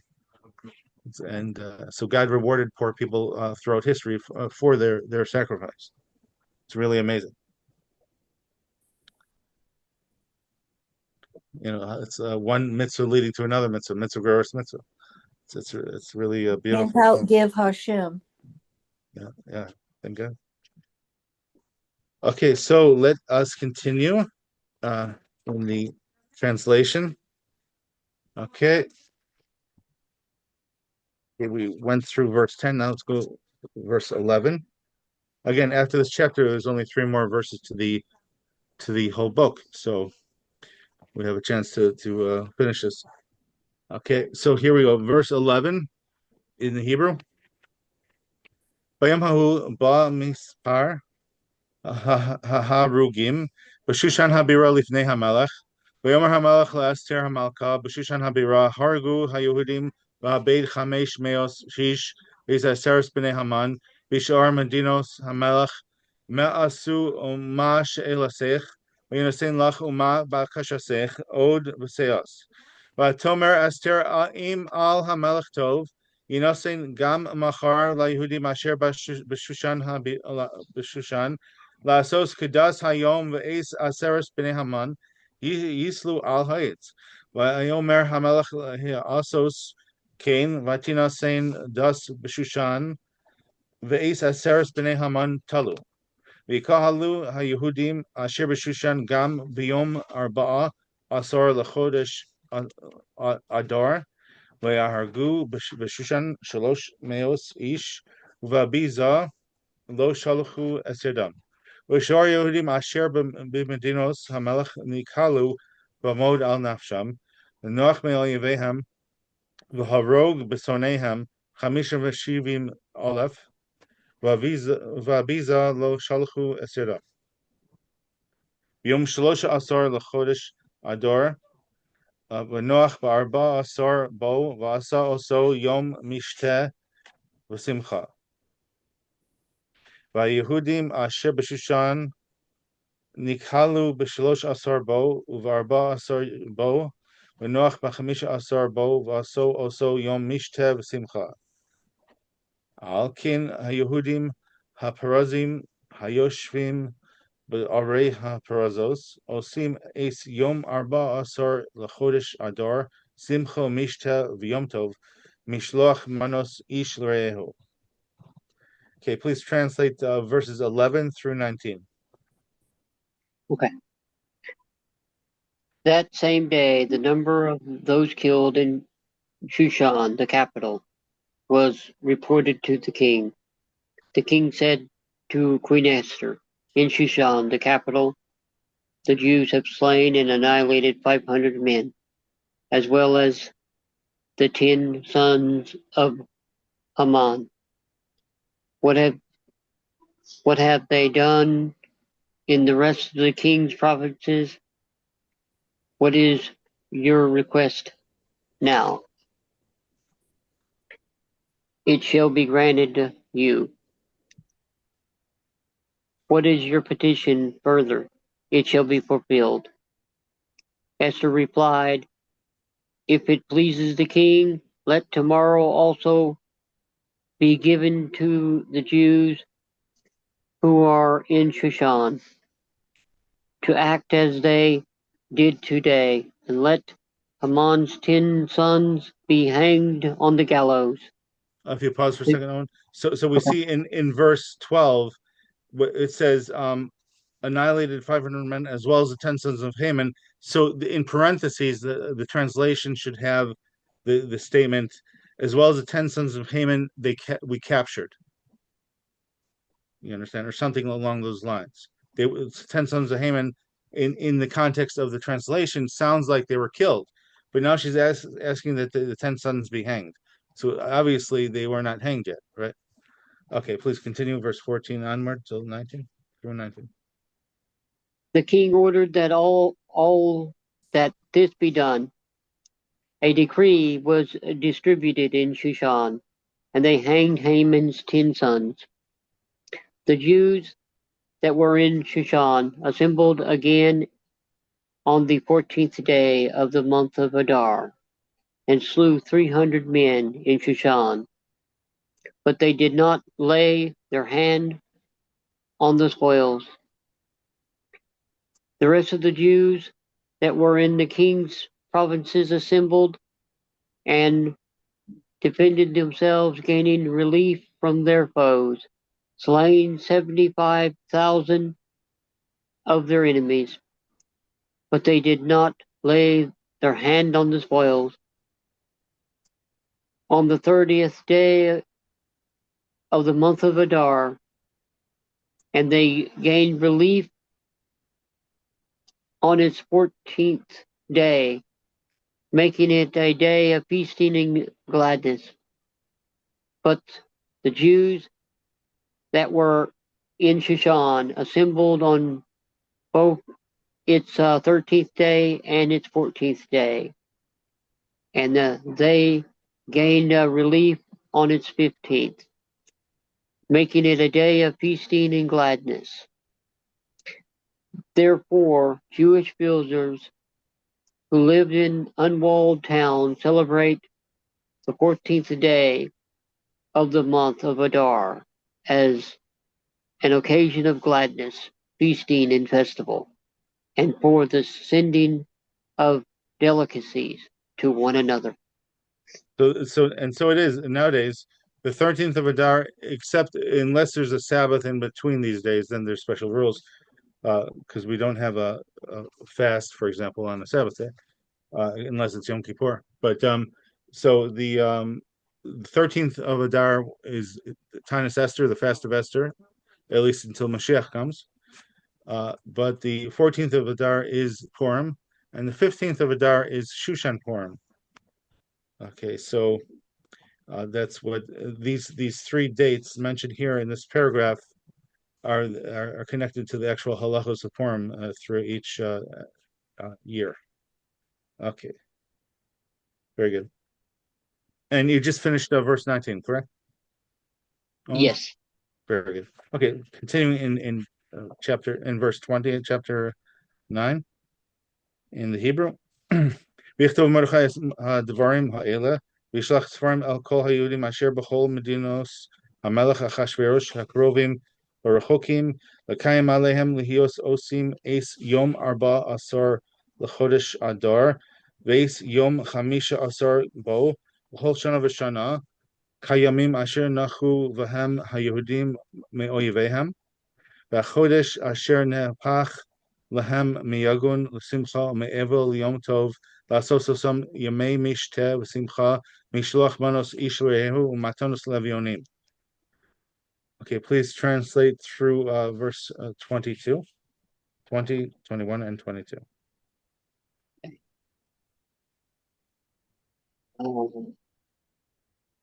Mordecai recorded these events and sent letters to all the Jews who were in all the provinces of King Ahasuerus, the near ones and the distant ones, charging them to observe annually the 14th day of the month of Adar and its 15th day, as the days on which the Jews gained relief from their enemies, and the month which had been turned about for them from one of sorrow to gladness, and from the morning festival to observe them as days of feasting and gladness, and sending delicacies to one another and gifts to the poor.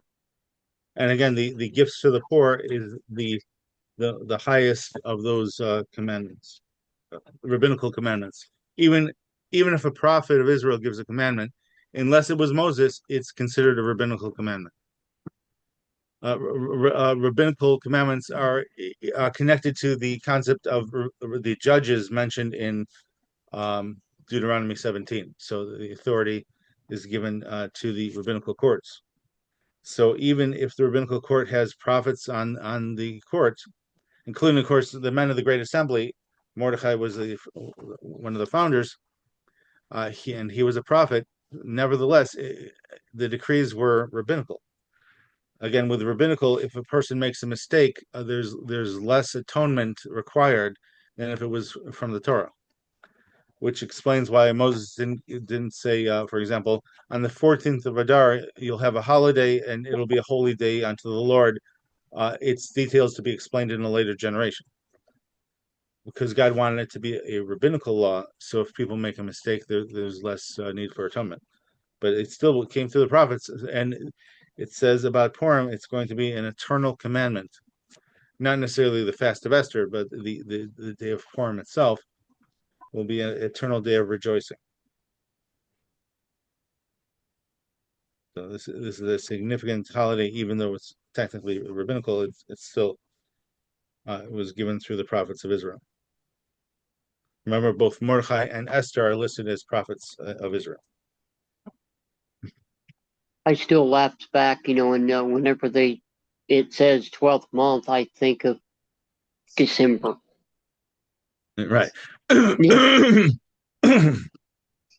On the list of Jewish months, the first month is Nisan, the month of Passover. And the last month is 12th month is Adar, the month of Purim. So let's go into the Hebrew of the commentary of the actual verse on 23. V'kibel haYehudim es asher heichelu lasos v'es asher kosav Mordechai alehem.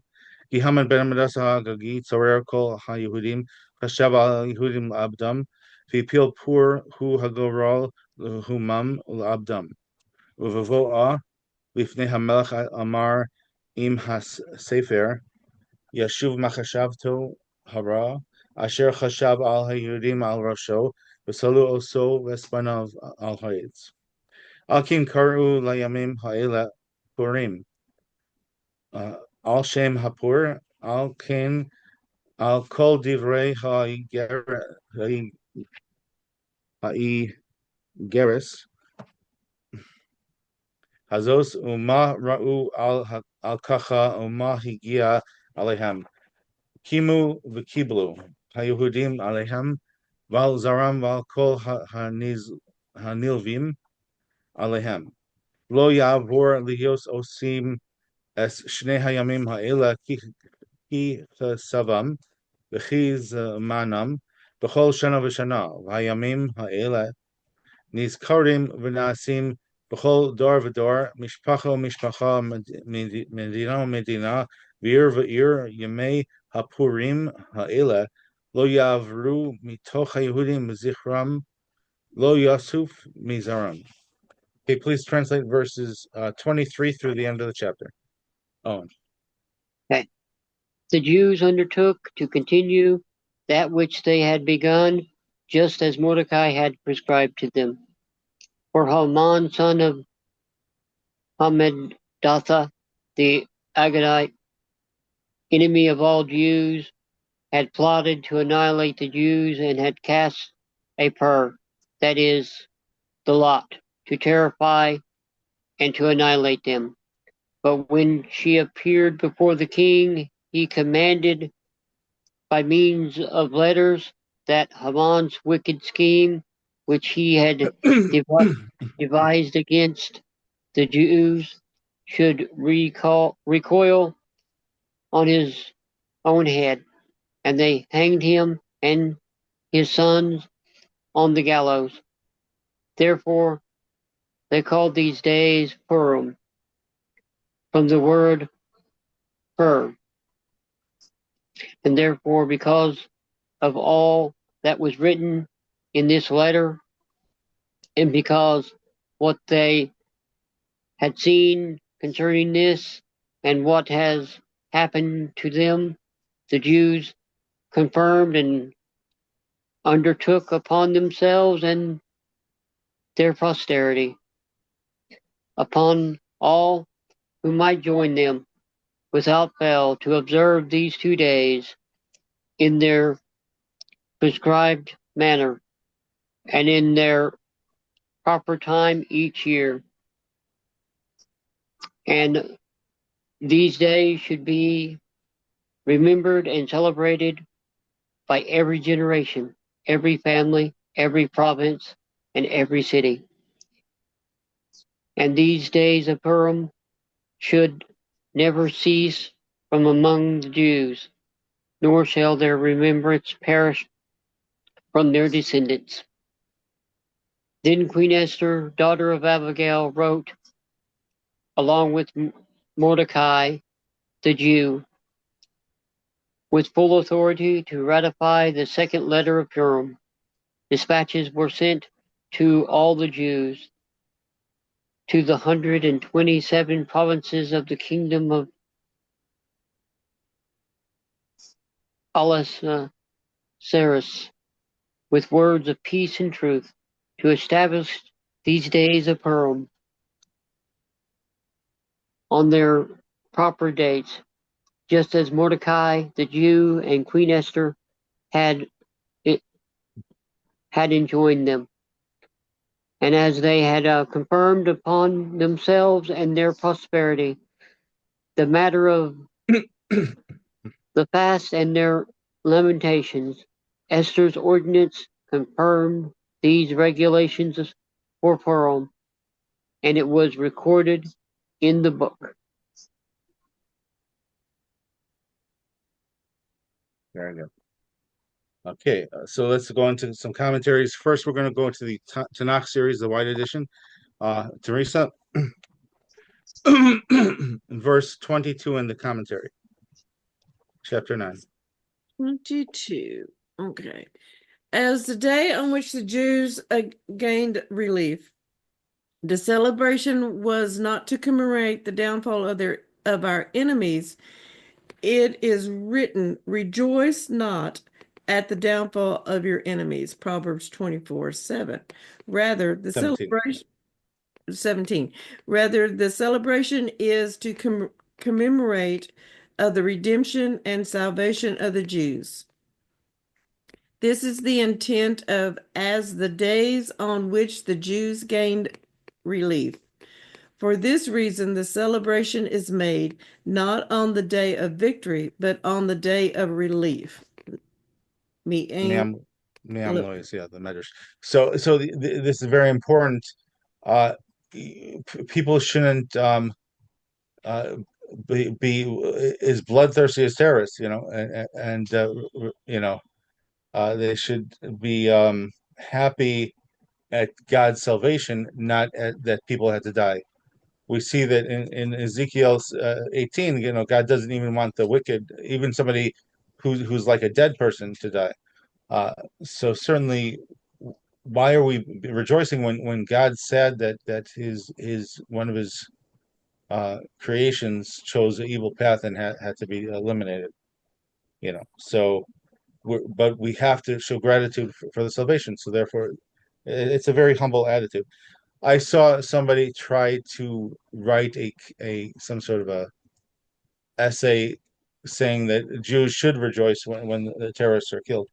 So again, if we're grateful to God, so gratitude is enough rejoicing. We don't have to be as bloodthirsty as terrorists, right?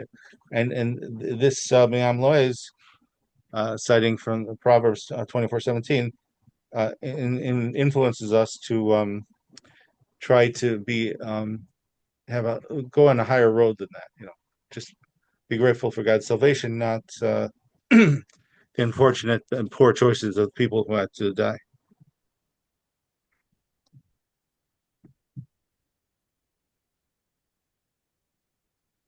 Yeah, that's a very beautiful point. I think the very important philosophic idea. You know what I'm saying? Yes.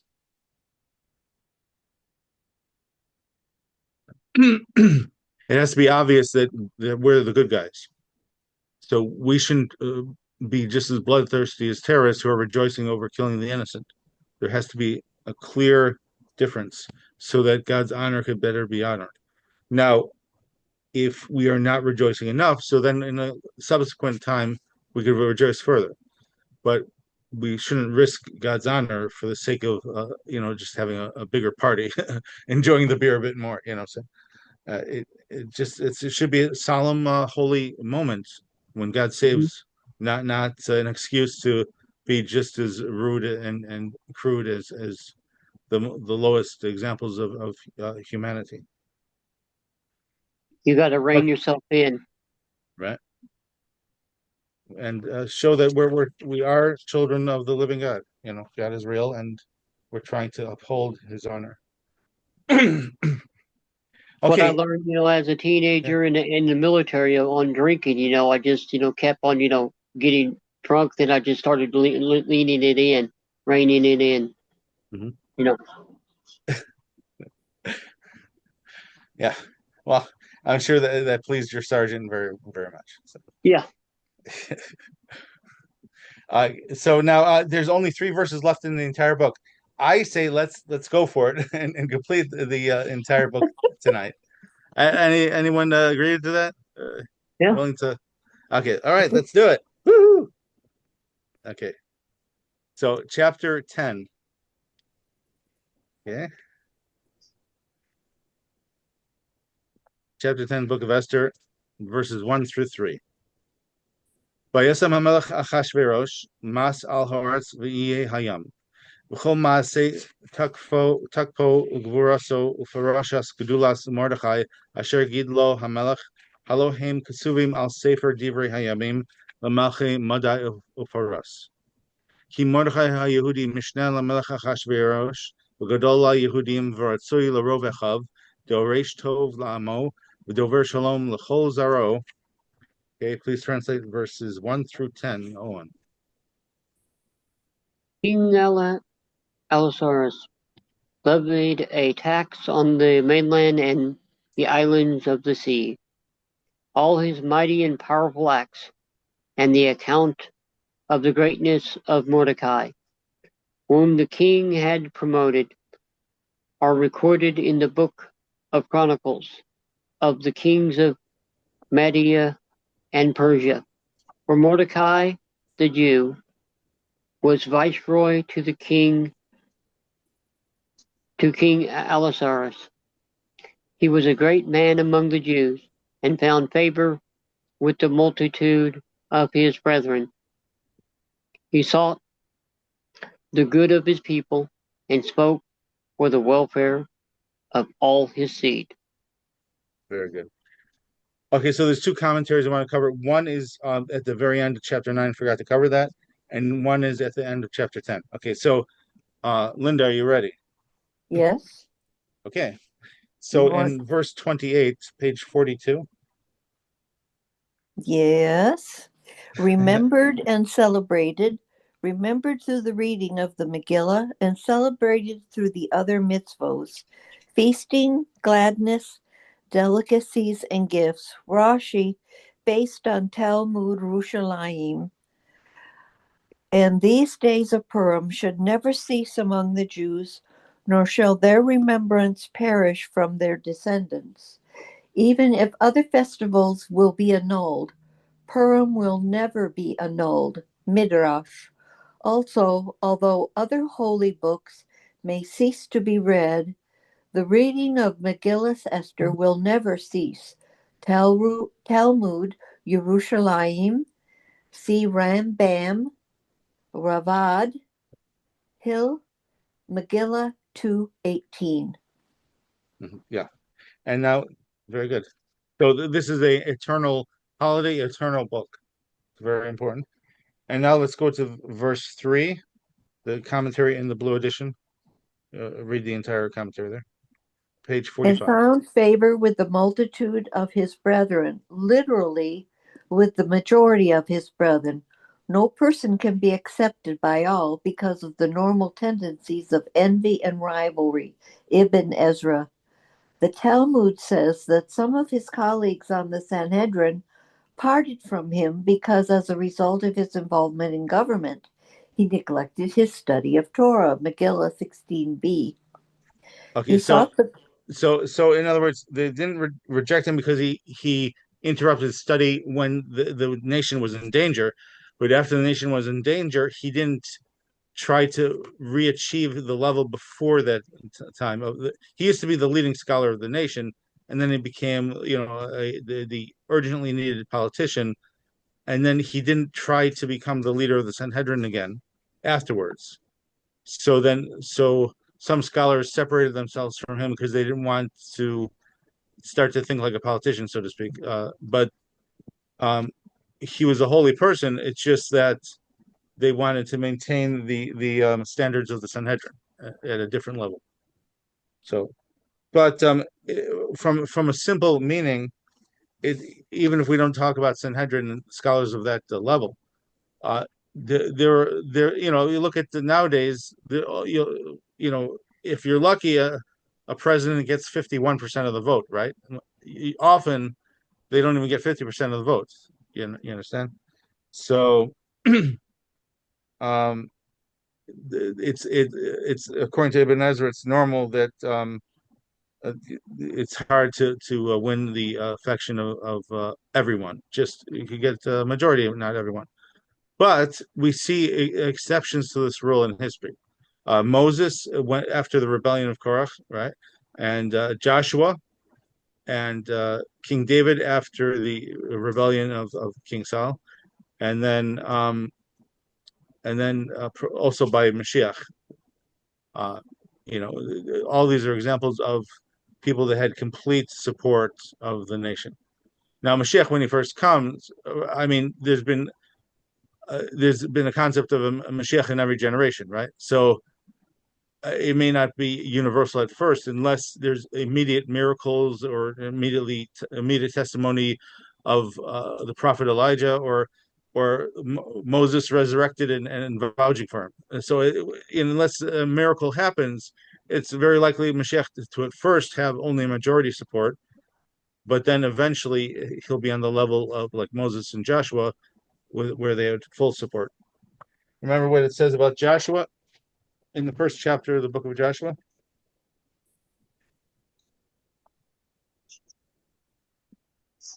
isn't that where it says that they all supported him because of Moshe? Well, so they said,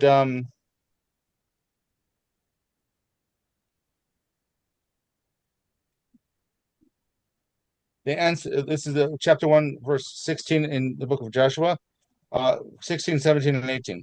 They answered Joshua, saying, "All that you have commanded us, we will do, and wherever you send us, we will go.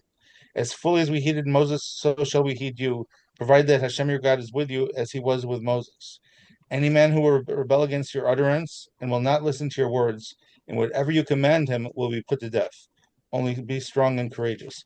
So that's beyond just a majority vote. That is absolute, complete support of the entire nation. That's in the book of Joshua, chapter 1. So it's an exception to this rule as mentioned by Ibn Ezra. But Ibn Ezra apparently is talking about the average situation. Okay, can you read the last paragraph of the commentary on the book of Esther in the blue edition of our scroll? Linda. He sought the good of his people. Many good people respond when solicited. Mordecai did more. He actively sought opportunities to do good, Ibn Ezra. According to Midrash Lekah Tov, he appropriated the money he took from Haman's estate toward the reconstruction of the temple. If you're going to have to give one last dig to Haman, he uses money to support the building of the temple that his sons had influenced Ahasuerus to delay the rebuilding of it. So it's a perfect serendipity. Yeah, that's poetic. Yeah, poetic justice. Thank God. So you see, the book of Esther is foundational, and it's an eternal book. So this is a very important book that people underestimate. and I hope I've helped each of you to have even a closer appreciation for this book than ever before. And may we be blessed to continue to learn together and learn more and more exciting things. God willing, next time, the book of Ezra. Right? Amen. Okay. Great. Amen. All right. Thank you Thank so you. much. Yeah.